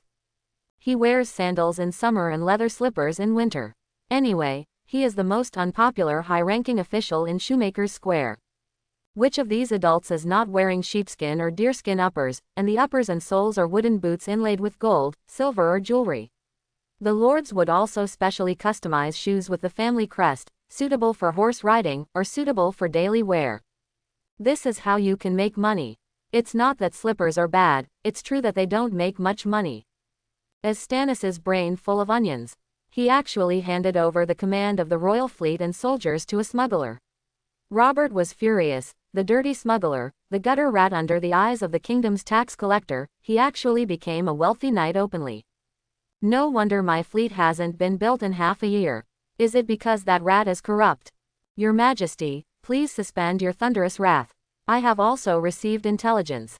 Most of the Targaryen fleet is missing, and there are reports from places such as Sharp Point, Duskendale, Rosby City, and Blackwater Bay. Said to have seen ships flying the 3-headed dragon flag. But they did not launch an attack, and the attack on White Harbor more than a month ago was confirmed to be caused by Dragonstone. There is news that they attacked White Harbor just to plunder the royal mint and use it to mass-produce golden dragons. These hidden rats. That stinky fool. Can't you just suffer death like his man and son? Robert was furious. He was driven to Dragonstone and still didn't stop. He was forcing himself to kill him. I originally planned to give the women of the Targaryen family noble treatment, but unexpectedly they were so ignorant of current affairs. Then just wait. As soon as my fleet is built, it will be the end of Dragonstone. Report. Urgent military information. Urgent military information from Lord Stannis. It was really black news. After reading the letter, Pycelle was afraid that he would be beaten by His Majesty Robert I, so he quickly sent an assistant to deliver the letter. King. After all, they are young people. She is thick-skinned and has not experienced any beating from society. Co-author, are young people eating your rice? So desperate for death. Robert opened the letter and read 10 lines at a glance. He was speechless for a long time after reading it. Stannis the fool. Varys quickly glanced at the letter thrown by the king on the ground, and a few words appeared on it. Sneak attack on Dragonstone. Wildfire. The entire army was wiped out. More than 3,000 troops were lost. Did he originally go to the royal fleet? This step is really wonderful. Varys knew far more information than Robert did. Intelligence people have always been good at reconstructing the whole story from fragmented words. Even though everyone thought it was the work of Layla or Tritaimon, or Lucreth and Adrian, he had already guessed that it must be the work of Prince Jaehaerys.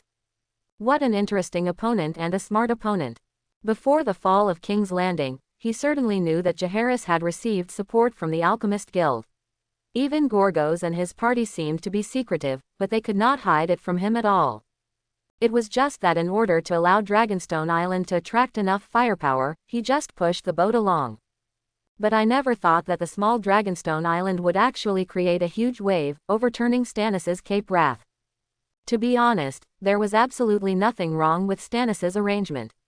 What he didn't expect was that the power of wildfire was so amazing. It seems that if you want to confront the Dragonstone fleet head-on, you can't do it without wildfire. After all, only magic can defeat magic. Your Majesty, I suggest calling the alchemists immediately, giving them more funds, and letting them deal with the wildfires. Varys suggested.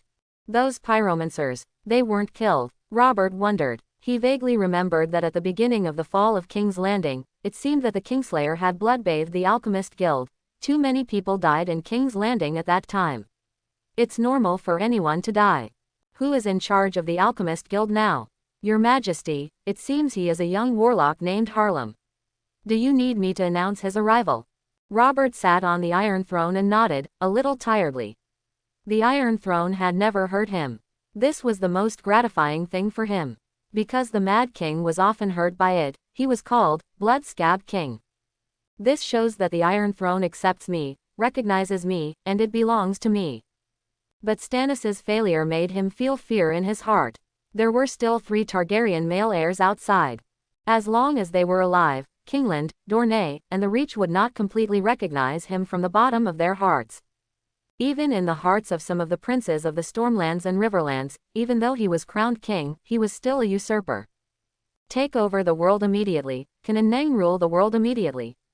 Some victories were won with swords and guns, while others were won with money and intrigue. Robert was willing to rely on the former, but he could also accept the latter when necessary. And that depends on whether it's worth it. He remembered the rumors he had heard that as long as the price was high enough, the faceless men of Bravos could kill anyone, including the king. I just don't know how much a female dragon and 3 dragon cubs cost. Varys soon led a young man with a flattering expression over. The young man knelt down immediately when he saw Robert. The guilty person attends my king. You are Harlan. Robert likes tall, bold and rough men. He doesn't like such flattering soldiers. However, as a king, he forces himself to try to understand everyone's strengths so that he can arrange them to the right position and avoid worrying about paperwork. Your Majesty, it's me. Harlan smiled carefully. He didn't look like this originally, but half a year was enough for him and the warlocks to experience the ups and downs of the world. These days, the life of alchemists is really not easy. When King Aerys was alive, not to mention how high the status of the Alchemist Guild was, at least they could stand up straight and be a man. But after Robert came to power, the royal family stopped supporting them. The guild, which lost its source of income, could hardly eat at this time. It was only because there had been charity in King's Landing recently that these warlocks did not freeze to death or starve to death. And they have to hide before going out, otherwise if people know they are alchemists, they will be beaten and scolded. Many people have been burned to death by wildfires in recent years. People did not dare to complain to the Mad King before, but now they are angry at the former warlocks.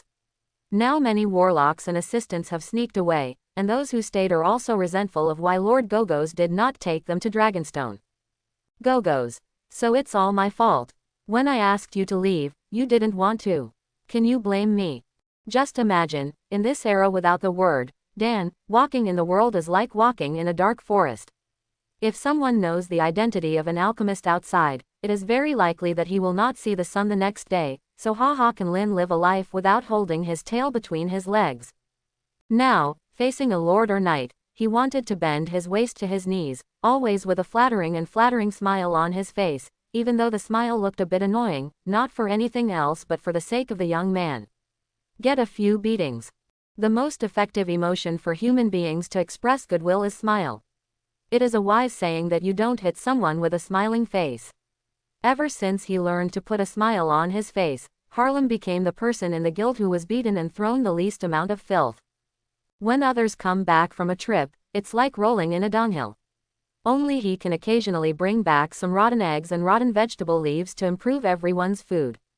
This made all the warlocks extremely shocked by him.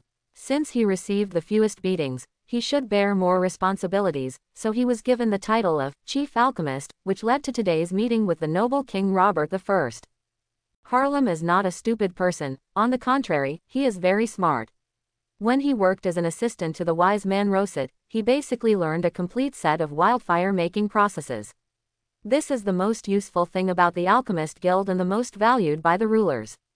On the way here, he was already thinking about the purpose of the king's summons, and how he could use his sharp tongue to persuade the king to continue investing in the guild. And the most convincing thing is that it shows the value of wildfire, not the value of burning people. Well, there is nothing wrong with burning people, but one is to satisfy the selfish desires of the Mad King, and the other is used in the military field, becoming the most important weapon of the country. Can the result be the same? Lord Varys, tell him about the battle in Cape Wrath. Robert felt a little pain in his head at the moment, and his long-term hangover made him a bit unbearable, even though he was not drunk at all, knew nothing about business, and knew the right seafood. Wallace briefly explained the situation. Harlan thought about it carefully and said decisively, looking at it this way, they must have solved the problem of flammable and explosive storage of wildfires. However, according to the villain's speculation, this is absolutely impossible. It is the work of Lord Gorgos. Oh, why? Wallace asked in a sweet voice. Based on my understanding of Lord Gorgos's magical attainments, he does not have the ability to solve the problem of thousands of years of wildfire storage. Harlan nodded and bowed. Oh, then who do you think it should be? Who among your companions who went to Dragonstone Island has this ability? Robert became interested. Wildfire is not unfamiliar to the great nobles and lords. They call it the alchemist's shit. But now the excrement of the past has turned into gold, and just one battle at Cape Wrath is enough to change the world's perception of it. Harlan raised his head cautiously and looked at Robert's face. Although he was depressed, he obviously didn't look angry. He said anxiously, I guess it could be the wise man Rossart. His disciple, His Royal Highness Prince Jaehaerys Targaryen. Who are you talking about? Jaehaerys, that naughty boy. Robert looked in disbelief. Yes, I once saw him learn how to make wildfire in just one morning. Even the wise man Roset called him a genius in the field of magic. Later, Gorgos and a group of wise men went to Dragonstone Island. It is said that it was also the instigation and arrangement of His Highness Jaehaerys. According to his talent, he should have the ability to improve. Robert sneered, you are also a bunch of stupid pigs. No matter how powerful he is only an 8-year-old child. You can't even compare to a child. Complete waste. Let me ask you, if you invest all the manpower and material resources, can you create the same wildfire? Your Majesty, our guild has not received funding for half a year, and experimenting with this substance requires the sponsorship of the Wong family. Harlan felt a secret joy in his heart. Yes, that's it. Come on, Your Majesty Robert. You don't have to worry about money. I will allocate a large sum of money to you from the inner treasury, but I want to see the results. Do you understand? Robert waved his hand. He never had to worry about money. Can you make an improved version of wildfire by using piles of money? I obey your decree, Your Majesty, the gods bless you. Harlem got what he wanted, but can he improve it? Joke, isn't this thing just filled with human lives and golden dragons? Now that I, Harlem, have the full support of the Iron Throne, I will never say no to His Majesty the King before the last drop of blood is shed by other wise men. After Harlem left, Robert looked at Varys. Go and find out. The faceless men of Bravos bid. I want to know how many golden dragons it takes to assassinate all the Targaryen family members on Dragonstone. Yes, Your Majesty. Robert sat on the iron throne, patting his thigh gently with his plump hands. He originally thought that Dragonstone would be like a grasshopper after autumn and wouldn't be able to jump around for long, but unexpectedly, a weapon made it full of life again. In order to practice the concept that I have enemies, I must have them, and more, he resolutely decided to vigorously support the Alchemist Guild. As for a little bit of infamy, does he care? When the Targaryen family is eliminated, I will definitely be diligent in political affairs. There is a hero in history who once said, most of all success comes from acquired efforts. Therefore, I can have a good rest and play happily today and tomorrow. Omega K. Is this how you understand the day after tomorrow? I. That's right, today, tomorrow, the day after tomorrow, even children know that, right? For all backquote. His Majesty the King works hard day and night, and has a lot of things to do every day. It's very hard. And Robert, it has been like this for so many years. If the subjects have been in poverty, sometimes they should ask themselves more often, whether they have worked hard for the king, whether their fiefs have increased, and whether their wages have increased. It's really hard to be a king, okay. Also, Stannis can't be counted on. The narrow seacoast is basically under the control of the Dragonstone fleet now. Like this time, Cape Wrath is already very low-key and hidden. I don't know when it will be burned by Dragonstone again. We must find foreign aid. Thinking of this, he asked Grand Maester Pycelle to order the Arbor to let Earl Paxtus take over the post of Minister of the Sea as soon as possible. Of course, it doesn't matter if he doesn't accept it. The fleet of Chingting Island must go north. Now, the fleet that he can command as a king is only the fleet of Chingting Island. Wait until the wildfire problem is solved, and then use the fleet. By then, Chingting Island will be far superior to the few small ships of Dragonstone Island in terms of scale and weapons and equipment. How will this tiny place deal with it?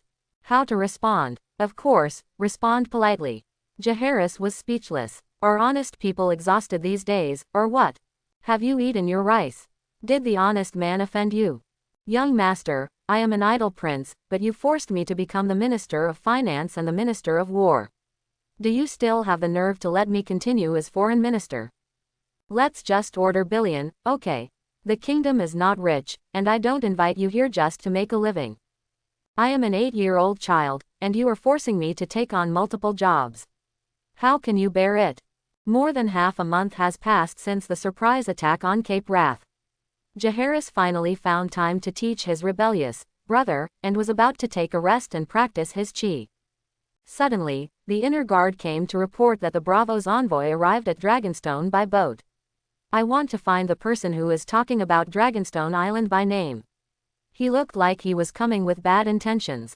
Your Highness. Well, because the other party really said something bad, my subordinates were so angry that they beat him up. Said the leader of the inner guard, Peppers Whitley. Aye. Really, I knew all of you guards with swords were careless. Jaehaerys, face turned dark. If the envoy represents him personally, I won't care if you dig his waist or poke holes in him. But he came under the banner of the envoy of Bravos. How could you do such a thing? If it doesn't work, just secretly take some laxatives and that'll be it. Anyway, acclimatization is common in this era. The sword-wielding guards were another of Jaehaerys' bad tastes. They overhauled the original Dragonstone guards, eliminated the old and weak, and replenished the young and strong. At the same time, they strengthened nutrition, improved treatment, increased military training, and selected famous teachers to teach martial arts. Create a new era Auchi Guard template with the highest training standards and the highest discipline and obedience in the entire army. Ahem, of course in terms of famous teachers, although now there are only 2 of them, namely myself and the Dragonstone Guard, William Derry. But it's not a big problem. The loyalty and force value of the guards have been improved visibly. In more than half a month, I already have steamed buns and food. The guards with swords all have enough to eat, and their salaries are enough to support their families. Okay, take me over there and have a look. Jaehaerys ordered. Hey, Your Highness, please come this way. Pipes Wheatley originally thought of just giving it up after a few words of scolding. Everyone knew that this Prince Jaehaerys was a kind and generous man, and his brothers all liked him. If His Highness the Prince thinks that you have made a mistake, the brothers will accept the punishment and accept the punishment. But the most unbearable thing is that while he punishes you, he also asks you, do you know what you did wrong? This is outrageous. How could I know where I was wrong? Of course, for those brothers who really don't know where they are wrong, the prince will patiently explain in the end that his little mouth can make people doubt their life for a while. My biggest mistake was that I shouldn't have been selected. Of course, this is just a complaint, it is impossible to leave. Hey, where did this chimpanzee come from? Jaehaerys, led by the guards with swords, quickly saw the so-called envoy of Bravos. Your Highness the Prince, I must strictly protest. Your 4 guards beat me and the dead in Bravos for no reason. Nuku Apua, who had a bruised nose and face, cried out, how handsome I am. Young man, wherever you go are you not respected? As a result, in this tiny place, I was beaten so hard that I didn't even recognize my mother. In my entire life, have I ever suffered such unfair treatment? No Targaryen can take a single coin from me. Moreover, the principal and interest of the loan owed to me, Iron Bank, must be repaid with interest. Otherwise, where would I put my face? You guys, hurry up and apologize to Mr. Little Black Fish. Jaehaerys said to the guards who made a move. Little Black Fish. Apua was stunned. Are you talking about me? Aang, doesn't your name refer to the small black fish in the sea in Valyrian? Jaehaerys said confidently. In the High Valyrian language, there is a kind of small fish that lives in schools in the summer sea, and its name is Humhumnakunukuapua, which means black striped scale puffer fish. This was the first time Apua heard about the origin of her name. She only knew that it was given by the deceased Tainai because she heard that it was an invincible beast in the sea. It is indeed invincible, because this small fish cannot be eaten at all. Let's ignore the name matter. Apua quickly reacted, Your Highness, your father, His Majesty King Aerys II, has not repaid the money owed to our Iron Bank for half a year. The father's debt is paid by the son, do we have to do the math today? What's the proof for the money I owe you? Jaehaerys expressed disbelief. When he left King's Landing, he clearly saw mountains of golden dragons in the Wong family's treasury. How could the Wong family owe money if they were so rich? No, look, this is the loan receipt. Apua took out a stack of parchment, on which the specific loan matters were written in the common language of Westeros and Valyrian. The signature on it has the seal representing the Iron Throne and the personal seal of the Sea King of Bravos. The total loan principal exceeds 2 million gold dragons. The total with principal and interest has now exceeded 5 million gold dragons. Are you going to mortgage, or pay cash? Little Black Fish looked a bit like Blue Star's cashier, and said in the most understated tone, card or cash? Isn't that right, my lord? Jaehaerys flipped through the pile of loan contracts, all of these funds were borrowed by the Iron Throne. Are they even half a copper related to Dragonstone and me? You may not understand. Although it is the Iron Throne, it was your father and Tywin Lannister who advocated borrowing it. So, is there their private seal on it? Jaehaerys was at ease. What a joke, borrowing money in the name of the country, you come to my private place to collect the debt. What are you thinking? Now Robert sits on the Iron Throne and is crowned king in front of the gods. He took the Iron Throne and naturally inherited its debt. What do you think? But the Iron Throne belongs to the Targaryen family. You can't evade the debt. The little black fish thought of something and said loudly. Go to Westeros and ask whether the Iron Throne belongs to my Targaryen family or the Baratheon family now. When you figure this out, let's talk about it again. Jaehaerys had lost his patience with this stupid and bad guy, and left with a wave of his sleeves. Before leaving, he even sent someone to take back the wine and cakes used for the reception. Want to eat? Sure, bring money to buy it. My lord, what should we do now? Apua's followers whispered. What else can we do? Find the Iron Throne. It's really unlucky. Apua had no good solution. If the Iron Throne borrowed money, of course the Iron Throne would pay it back. If the Targaryens were still on the Iron Throne, even if they only had a pitiful red castle, they would have to be responsible for the debt. But now they have been driven to Dragonstone. The usurper took the opportunity to be crowned king, inherited the rights of the Iron Throne, and of course inherited its obligations. Just like acquiring a company on Blue Star, debts and assets must be counted. If there is no company asset to sell to you, the original owner must pay the debt himself. At the beginning, Apua was ready to bully the women and children of Dragonstone, but unexpectedly, they didn't buy it at all, and the commercial fraud was aborted. And he got beaten in vain. Jaehaerys said that beating you up was too light. If you can't punish your loyal subordinates in the future, you will be rewarded. A gorilla that has not fully evolved dares to come to my territory and act wild. I spoil you. Let's go. Let's go to King's Landing to ask for money. You want money. Why do you want money again? Jon Arryn held his forehead and said, how many times has the king reached out to the treasury? Isn't it true that the several million golden dragons in the Wong family's internal treasury are not enough for him? One of the internal treasury and the treasury is under the management of the royal family, and the other is under the management of the Minister of Finance. They are equivalent to one being the personal account of the company boss and the other being the company's settlement account. Shouldn't your own consumption be debited from your personal account? Why do you want to collect it from the company account? National military expenditures, large-scale construction, and national taxes basically come from the national treasury, and expenditures are based on revenue. When major natural disasters require disaster relief, most funds are contributed from the national treasury. In recent years, wars have been frequent. Faced with the displacement of people, severe damage to infrastructure, and the inability to collect taxes due to the war, the national treasury has been unable to make ends meet. Now, Your Majesty, are you still reaching for it? The royal family's inner treasury is collected from the royal family's properties and royal lords and is used for royal expenses. It can be said that the harvest is guaranteed despite droughts and floods. No, absolutely not. Not only is it not possible, His Majesty also has to allocate money from the inner treasury to replenish the national treasury. At the very least, His Majesty's coronation, martial arts tournament and other expenses must be settled with the national treasury. Let's do this. You tell His Majesty the truth and just say that I didn't let you take the money. Go ahead. Jon Arryn is old and his energy is a little low. He has been tired enough as Prime Minister for a long time, and he doesn't even have time to comfort his beloved wife at home. When Lord Hoster Tully wanted to marry his youngest daughter Lisa to him, he was firmly opposed to it. But there is no objection. His heir-nephew Dennis Arryn was killed by the then-hand, Lord John Connington of Falcon's Nest, at the Battle of the Bell. The heir is gone, something is going to happen. If you're not careful, the valley will fall into chaos again. Therefore, he reluctantly obeyed.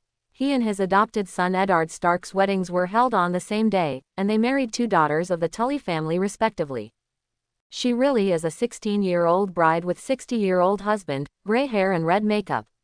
The mandarin ducks spend the night in pairs under the quilt, and a pear tree overwhelms the begonia. Thinking about it now makes me feel ashamed, but he did not marry for lust, but to give birth to an heir.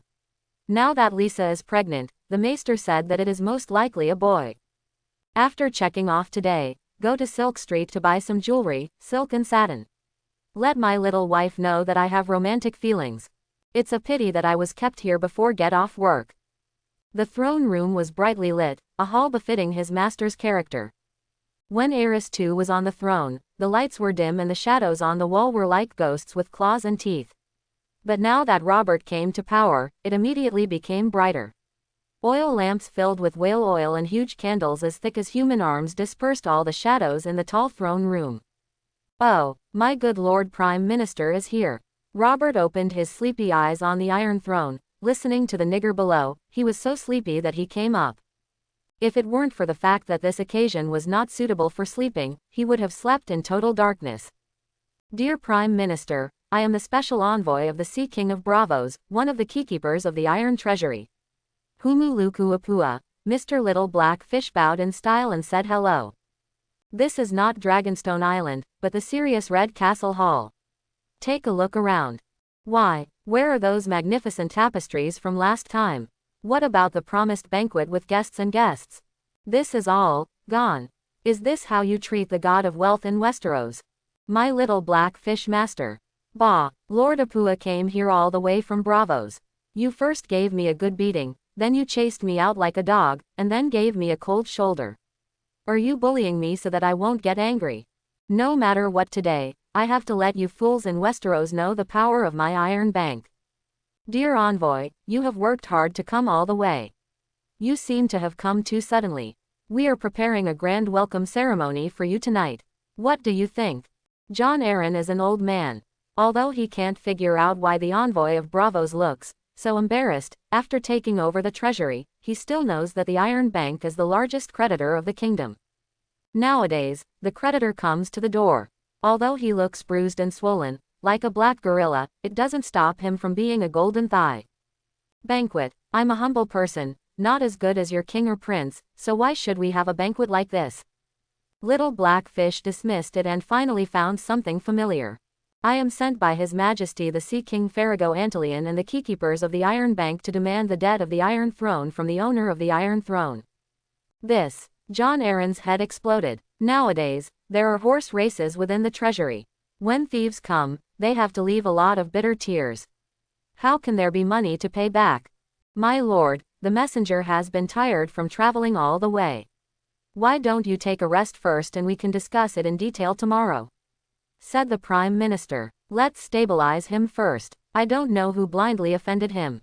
It's like drinking wildfire. On. Or is it because he is old and has seen too few messengers of Bravos? Or maybe this business-like appearance is their original appearance.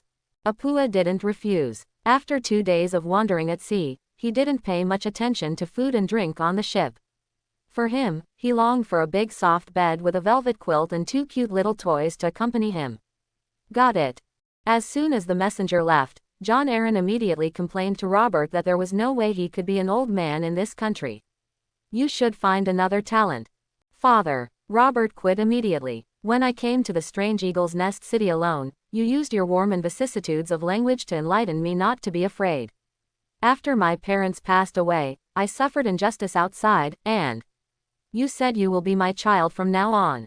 Even if I am really arrogant and childish sometimes, you still pay me living expenses on time. In my heart, you are my biological father. Father, I can't leave you. John Aaron has adopted 2 adopted sons in his life, Eddard Stark and Robert Baratheon. The former is as hard as a rock and unpleasant. The latter is eloquent and he likes him deeply. Even though he drinks, gets into fights and goes to nightclubs, and even causes life from time to time. Even though he is now taller and weighs more than 260 pounds, in his heart he is still the lively boy who follows him. Hey, but the treasury is really out of money. Now the Iron Bank requires repayment of the debt, so we have to pay it back. Island sighed. Let's do this, allocate 1 million gold dragons from the Wong family's inner treasury. Robert said in pain. The Wong family's inner treasury has long been regarded as a source of wealth for his own pleasure.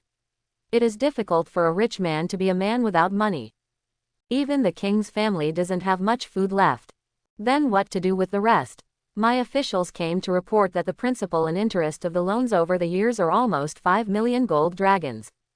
If it doesn't work, I can only raise new debts to repay the old debts.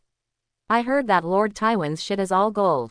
Robert said sadly, hey, if it really doesn't work, I can only wrong myself. Farewell, my Lyanna. Master, you're back. Lisa hurried over, her belly slightly bulging and her face rosy. Lord Aaron returned to the Prime Minister's tower in a sedan chair. He is now 60 years old. For this world where the average life expectancy is only about 30 years old, he is already considered old. But even so, his seeds are still able to take root and sprout in fertile soil. What a gratifying thing. Madam, sorry to have kept you waiting. My husband is really busy with government affairs today. The old Duke patted her hand affectionately. Lisa's face froze, but soon returned to normal. Master, look at what you said. You are the Prime Minister who is busy all day long, and now you are the most prominent adult in the 7 kingdoms. I am proud of you. Is the child okay today? Yes, the little guy is quite noisy in my belly. That's good, that's good. It looks like a strong child. John Aaron was very relieved. This child has placed great hopes on him. Yes, yes, Lisa said absent-mindedly. Oh, by the way, sir, today I received a letter from my father's adopted son, the son of Lord Baelish of the Five Fingers Peninsula. Lisa said carefully. Oh, is it the child who grew up with you in Riverrun? John Aaron asked with a frown. He had heard about the boy. When Lisa's sister was betrothed to Eddard's brother Brandon, the child challenged Brandon a little overconfidently and was almost killed. Fortunately, Caitlin Tully pleaded for him. But what he didn't know was that it was because of this challenge that his little wife volunteered to take care of the boy, which laid the root cause of the turmoil in the kingdom more than a decade later. Petter is a lovely child. He is very smart, but the territory of the Baelish family is too small, so his father arranged for him to come to the capital to gain experience. Lisa tried her best to say good things. The Baelish family, Duke Aaron only vaguely remembered that they were granted a territory in the Battle of the Nine Copper Plate King, which seemed to be the smallest finger on the Five Fingers Peninsula. As a qualified feudal lord, he had to remember the nobles of the valley, big and small, and even be familiar with their family history, coat of arms and clan language. But he really didn't have a deep impression of the Baelish family. Their family was too inconspicuous. They were just a hired knight decades ago, and their territory was not large.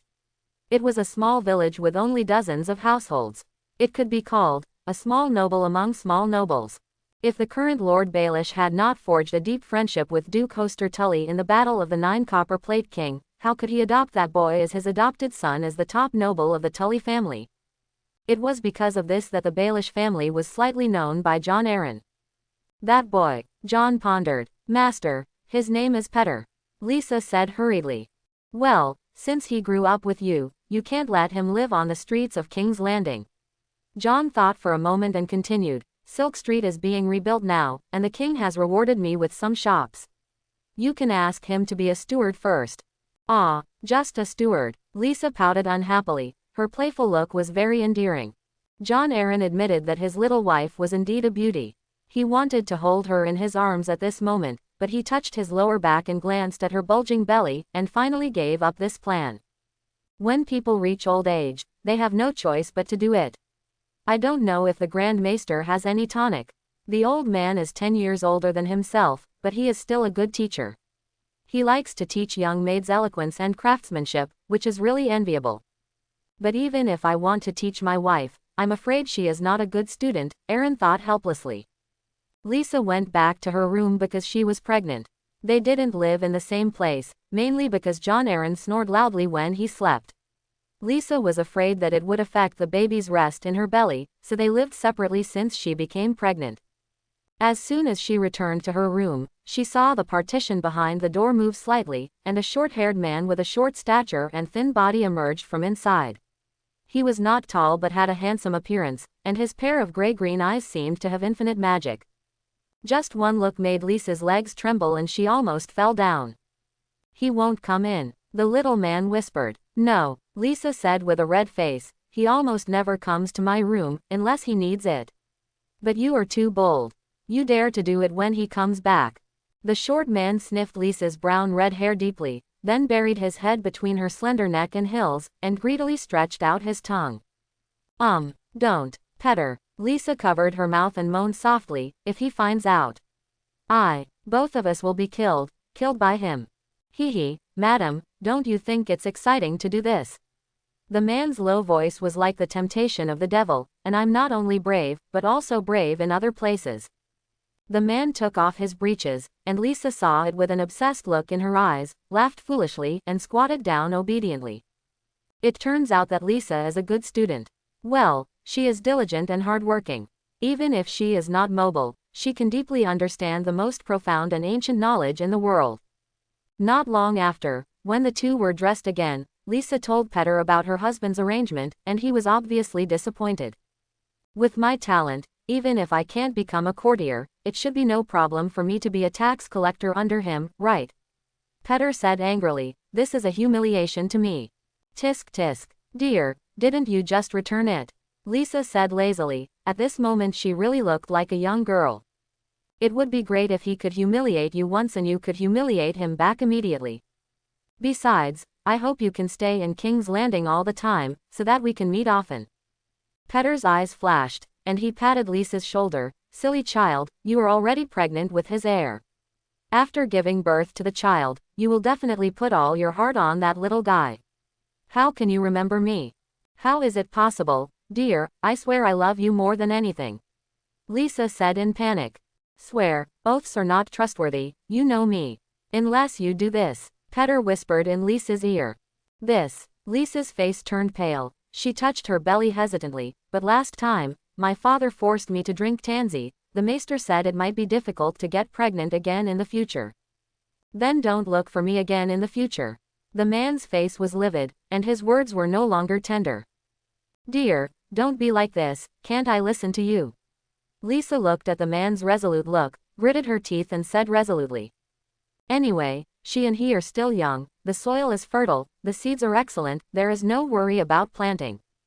Poor Lord Aaron didn't know yet. At this time he held his head high, thinking about how to deal with the envoys from Bravos. Alas, this prime minister's hat is really hard to wear. Fortunately, his wife gave him another one, and he wore it straight. Let's not talk about the right and wrong in King's Landing, and turn to Dragonstone. The 3 islands of Blackwater Bay, led by Dragonstone, are now busy with infrastructure construction. As ships of gold were delivered, yes, due to the intervention of Salador San, the small pirates could not compete with the San family at all, and could only be forced to roll inward. They did not dare to start a price war for the time being, fearing that Dragonstone would not admit it and they would suffer losses, so they came up with a clever idea and proposed the so-called door-to-door delivery service. This is an FOB price and a SIF price, of course, Jaharis said I want the cheapest. Originally, both parties agreed to trade in the middle waters, but San found several times that his peers had no bottom line and delivered directly to Dragonstone. So he immediately followed up, officially kicking off the prelude to the involution of the pirates of the Stepstones. As the pirates rolled inward, Dragonstone was also working overtime to turn them into golden dragons, and then buy shiploads of supplies from the mainland. Originally, the merchants in the King's Territory and Seagull Town were half hidden, but as the first merchant who tried the trick suddenly became rich, everyone saw boxes of golden dragons being unloaded from the ship, and they could no longer sit still.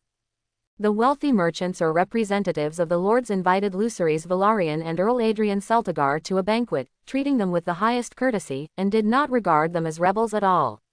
For a time, the two became the most popular people in the King's Territory and some places in the Vale. Later, a large number of merchants flocked to Dragonstone to grab the order share of Dragonstone, and they sent whatever was needed. With sufficient supplies and personnel, Jaharis immediately built large murex breeding ponds on Chowdo Island and Crab Island. With the experience of Dragonstone, the speed was faster this time, and it was put into production soon. It is expected that the first batch of scarlet purple dye will be harvested by this time next year. At the same time, under Jaharis's proposal, some warships of the royal fleet were retired, and the condition of the ships was evaluated. Those that were really outdated were dismantled. Those that could still be used were repaired and handed over to the newly established Narrow Sea Ocean Fishing Company. The latter was also Jaharis's proposal. After experiencing various capital baptisms on Blue Star, he certainly understood the potential of the company's system and there was no reason not to copy it. The company's total share capital was 10,000 gold dragons, which were subscribed by the lords, knights, and servants on their own. Those that could not be subscribed would continue to be raised from the public. Jaharis would not tell them about the future prospects, nor would he paint a rosy picture for them. If they were willing to subscribe, they would pay the money. If they were unwilling to subscribe, Jaharis would pack them all. The result was that most people had a negative attitude towards new things, which was normal, so the Targaryen family contracted most of the shares, almost to the point of privatization. However, a small part of the shares were subscribed by the inner guards, fleet soldiers and civilians. This was not the result of forced apportionment, but their recognition of the Targaryen family and Prince Jaharis. When Jaharis knew about it, he smiled knowingly. If these people were not developed, it would be unfair. After evaluation and calculation, about 10 small and medium-sized retired ships can be used after repair, which is equivalent to injecting at least 30,000 gold dragons into the Ocean Fishing Company. Jaharis did not recalculate the capital according to the practice of Blue Star, but still calculated it according to the original proportion, which is equivalent to paying dividends to shareholders in advance. And those who were on the sidelines, hesitant, and retreated at that time, all slapped their wives' thighs swollen. You have long hair and short vision. Look at how rich others are. If it weren't for you. Countless people regretted it too late. Of course, their regrets are still behind. It's not enough to have a boat alone. Jaehaerys once again played the principle of voluntariness and recruited offshore workers for the Ocean Fishing Company. Their main job is fishing. The fishing company provides accommodation, a fixed salary of 5 silver deer per month, and a certain bonus at the end of each month based on the catch. This treatment is not good, but it is definitely less risky than going out to sea to fish. The fishing village under Longshan has to overturn several fishing boats every year, and their wives have to go to the seafood market to feed the hungry children and the elderly at home. Now joining the fishing company means that they can have a guaranteed income regardless of drought or flood, and even if something really happens at sea, the family can still get a pension. As for whether this fishing company can catch fish, how much can it catch? Who will it sell to? What does it have to do with them? They don't have the heart to think so much. That's the problem for the Wong family to think about. Soon, the newly launched fishing company set off on a sunny day. 10 fishing boats are really not a small number. Under the guidance of retired Wong family fleet soldiers and old fishermen, they went to the deep sea to find fish schools. After finding the fish school, put down the modified large trawl net. As mentioned before, the Blackwater River brings a huge amount of silt and nutrients every year, and the warm current brought by the summer sea converges here, forming a huge fishing ground from Cape Marseille in the south to the Five-Finger Peninsula in the north. Ordinary coastal fishermen cannot reach here, and those who can reach it do not care about the income from fishing. Therefore, for thousands of years, the abundance of fish here has reached an appalling level. As the winch twists, the trawl net is slowly pulled up. The old fishermen can't bear to take their eyes off it. A large number of sea fish are caught in the net, and several tons of sea fish are caught in one net. The interior of the cabin was transformed into a huge warehouse. Due to the cold weather and a large amount of ice cubes placed in the warehouse in advance, the freshly caught sea fish was frozen into a hard lump when thrown in.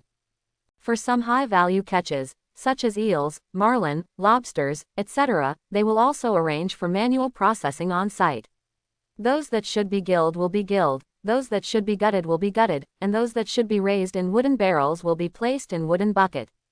There's a place for everyone on the ship. As time passed, the fleet returned fully loaded. When the fleet returned to port and opened the warehouse, everyone was excited.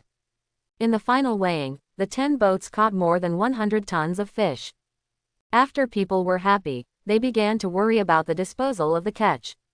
With so much fish, the army couldn't finish it. But Jaehaerys came to the scene immediately and directed people to put shellfish and some small fish into the snail breeding pond. These hungry conchs immediately started to eat. This was still winter and their activity dropped significantly. If it were summer. But after all, the murex couldn't digest so many catches, and most of them were transported by Jaehaerys to the fish processing factory inside Longshan. Here, depending on the type of catch, it is cut, sliced, and made into dried fish, grilled fillets, or canned fish. The temperature inside Longshan allows the fish to be dried quickly, then placed on the iron plate and slowly baked using the ground heat, and it quickly becomes delicious grilled fish fillets. Canning fish is also very simple. Fill a clay pot with fish and salt water, seal the opening with cork and wax to prevent air from entering, and the fish can be preserved for a long time. These primary processed fish products were taken away by merchants from various places and sold to the interior of Westeros, where they became delicacies on the tables of nobles and common people. As the scale of the transaction expanded, this model soon extended to Chowdo Island, Crab Island, and even radiated to Crab Claw Peninsula. The nobles and most common people in these places benefited from it, so everyone eventually became Tangay. A fan of Leanne. Unknowingly, Dragonstone has penetrated their economy. Even if Robert orders it, some people may disobey it. The most obvious thing is that many bankrupt farmers, handicraftsmen, and businessmen now do not beg, go into exile, or borrow poisonous loans to quench their thirst as before. Instead, they find the recruitment office of Dragonstone Island at the dock and go to Dragonstone Island or other places. Working on 2 islands. Because they know that the 3 islands of Blackwater Bay are short of a large number of workers and fishermen all year round. As long as they get there, they will not have to worry about food and drink and can also save a fortune. On this day, Jaehaerys was receiving a young man named Caesar Weverwater, whose bloodline can be traced back to the illegitimate son of the Targaryen and Velaryon families. Your ship model is well made. Have you tried to make a smaller sample to go to sea? Jaehaerys held a beautiful ship model in his hand. This ship model is 30 centimeters long and 10 centimeters wide. There are no portholes for rowing. It has 3 masts. The front 2 masts are hung with 2 hurdles, and the rear one is hung with a triangular sail. The bow and stern are very high, which can be used to arrange catapults or large siege crossbows. Its ship type has a more slender body than the existing royal warships, and the bottom of the ship is beautifully streamlined. It can be seen that the designer designed a lateral resistance surface below the waterline in order to resist the lateral impact of the waves and improve the stability of the ship. Jaehaerys did not know much about the design of the ship, but he had been on the ship for so long, and he had more or less gained some knowledge. Your Highness, this ship has not yet been built as a prototype, but I guarantee that it will definitely meet your requirements. Caesar was very confident. If this ship is built larger, how fast do you think it will run? Jaehaerys continued to ask him. With a tailwind, it is estimated to be twice as fast as the current warships. What if it is against the wind? I designed a huge cross sail and tail sail for it, and it can run faster than the existing warships by using the wind in a Z-shaped way. Hehe. Jaehaerys said that the young man was very confident. This kind of ship is suitable for ocean voyages at a glance, and Jaehaerys has seen a lot of such ships. Recently, with the development of trade, ships from many places have docked at the docks of Dragonstone Island, including large whalers from Ibn Island, swan ships from the Summer Islands, and large sailing ships from the Free Trade City. He did not see the superiority of this model compared to the above ships. It can be said that the design of this ship is standard, but it did not make him feel bright. Caesar was a little frustrated. This was the best design he could come up with, but it was obviously not attractive enough. Alas, the hope of reviving the Weiweishui family was shattered again in his hands. If you are good enough, I will make a small modification suggestion to see if you can redesign it. Jaehaerys said calmly again. Your Highness, please give your instructions. Caesar's eyes immediately lit up with hope. Look, can it be like this, then like this, and then like this?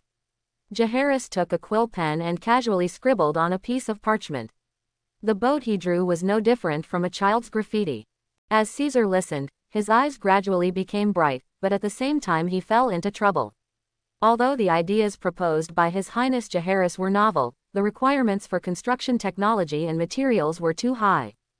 With such a slender and low hull, wouldn't it take in water if the waves hit it? And the sails were too big, so the speed would undoubtedly be very fast, but there was also the problem of insufficient strength of the mast and crossbar. If the wind was strong, the mast might be blown off.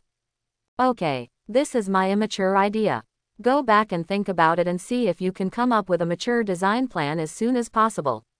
Jaehaerys threw down his pen. I am the client and I only make requirements. It doesn't matter if I can't do it. Just keep improving it. If I can design it myself, why do I need you professionals? Haha. What he hated most back then was the client's father who came up with one idea after another, but now he has become the person he once hated the most. As for the design plan he proposed, it is not a tree without roots or a source without water, but a clipper ship used by the King of the Sea. It's just that this design concept exceeds too much at this time. He dare not think about how much Caesar can absorb, but as long as he can increase the speed of the existing ships to more than 2 times, he will be satisfied. Daoyu, you should not practice qi in the near future. Suddenly, Duo Bao Miaoshu sent a telepathic voice. Oh, why, you don't know, just now a divine thought of the celestial realm enveloped the entire Dragonstone. Ah, how come I didn't sense it again? I'm about to become a person with 3 flowers gathering at the top of my head. So, you can't find it, you can see how powerful the Celestial Masters are. The Celestial Masters don't have nothing to do, they use their divine thoughts to play all day, so something big must be happening. The only thing that can be called a big thing recently. Counting the days, it's probably when the Mother of Dragons is about to be born, right? So, the unprecedented storm is coming. Or, this storm was caused by the birth of the Mother of Dragons. If it's the latter, the Celestial Master is so terrifying. No matter what his plan is, he wants to destroy the royal fleet of Dragonstone Island that he has worked so hard to transform with a storm. That's peach. Send a message to Sir Tretimon. Jaehaerys summoned an inner guard. A moment later, Sir Tretimont came over. The old man had been very successful recently, and his career had started to flourish. He was promoted from a captain of the Marine Guard to the commander-in-chief of the fleet. Usually, this position was held by the Minister of the Sea, which is now the Minister of the Navy. But Earl Luthris was not interested in politics now, and was immersed in the pleasure of the things. In addition, most of the warships of the Valerian family had been reorganized into the Royal Fleet. Of course, this was paid for by Jaehaerys. Similarly, the Celtigar family was treated equally. As for the price, Jaehaerys at least paid a 10% premium. The two families now only have a few patrol ships and small warships left to protect themselves, but their voice in the Admiralty has been greatly reduced. Your Highness, where are you going to fight again? Sir Tredemont has now become a warmonger, looking at this and that and being angry all day long, and he is not afraid of being laughed at by others. The key is that in the previous battles, the Royal Fleet of Dragonstone won the victory with very little or almost no damage, and the Royal Fleet from top to bottom received a lot of rewards. In addition, the military merit calculation system has been reformed. Rewards are given according to merit, and promotions are given according to merit. Even the most ordinary rowers can get rewards through war. As a result, the entire Royal Fleet is now happy to hear about war, and the warlike heart has become a trend. Sir, don't be so extreme. Jaehaerys said. How can I, a peace-loving person, lead a group of soldiers who are howling for war all day long? It's really confusing. The Royal Fleet Inspector reported to me earlier that some ships are already full of shipworms. If we don't go to the Tamsui River estuary in time, there will be a risk of leakage at the bottom of the ship. So I decided that you will lead the Royal Fleet to the Trident River estuary north of the Crab Claw Peninsula and anchor for a while, to completely kill the shipworms, barnacles and other attachments to the bottom of the ship. I hope everyone will support it and subscribe more.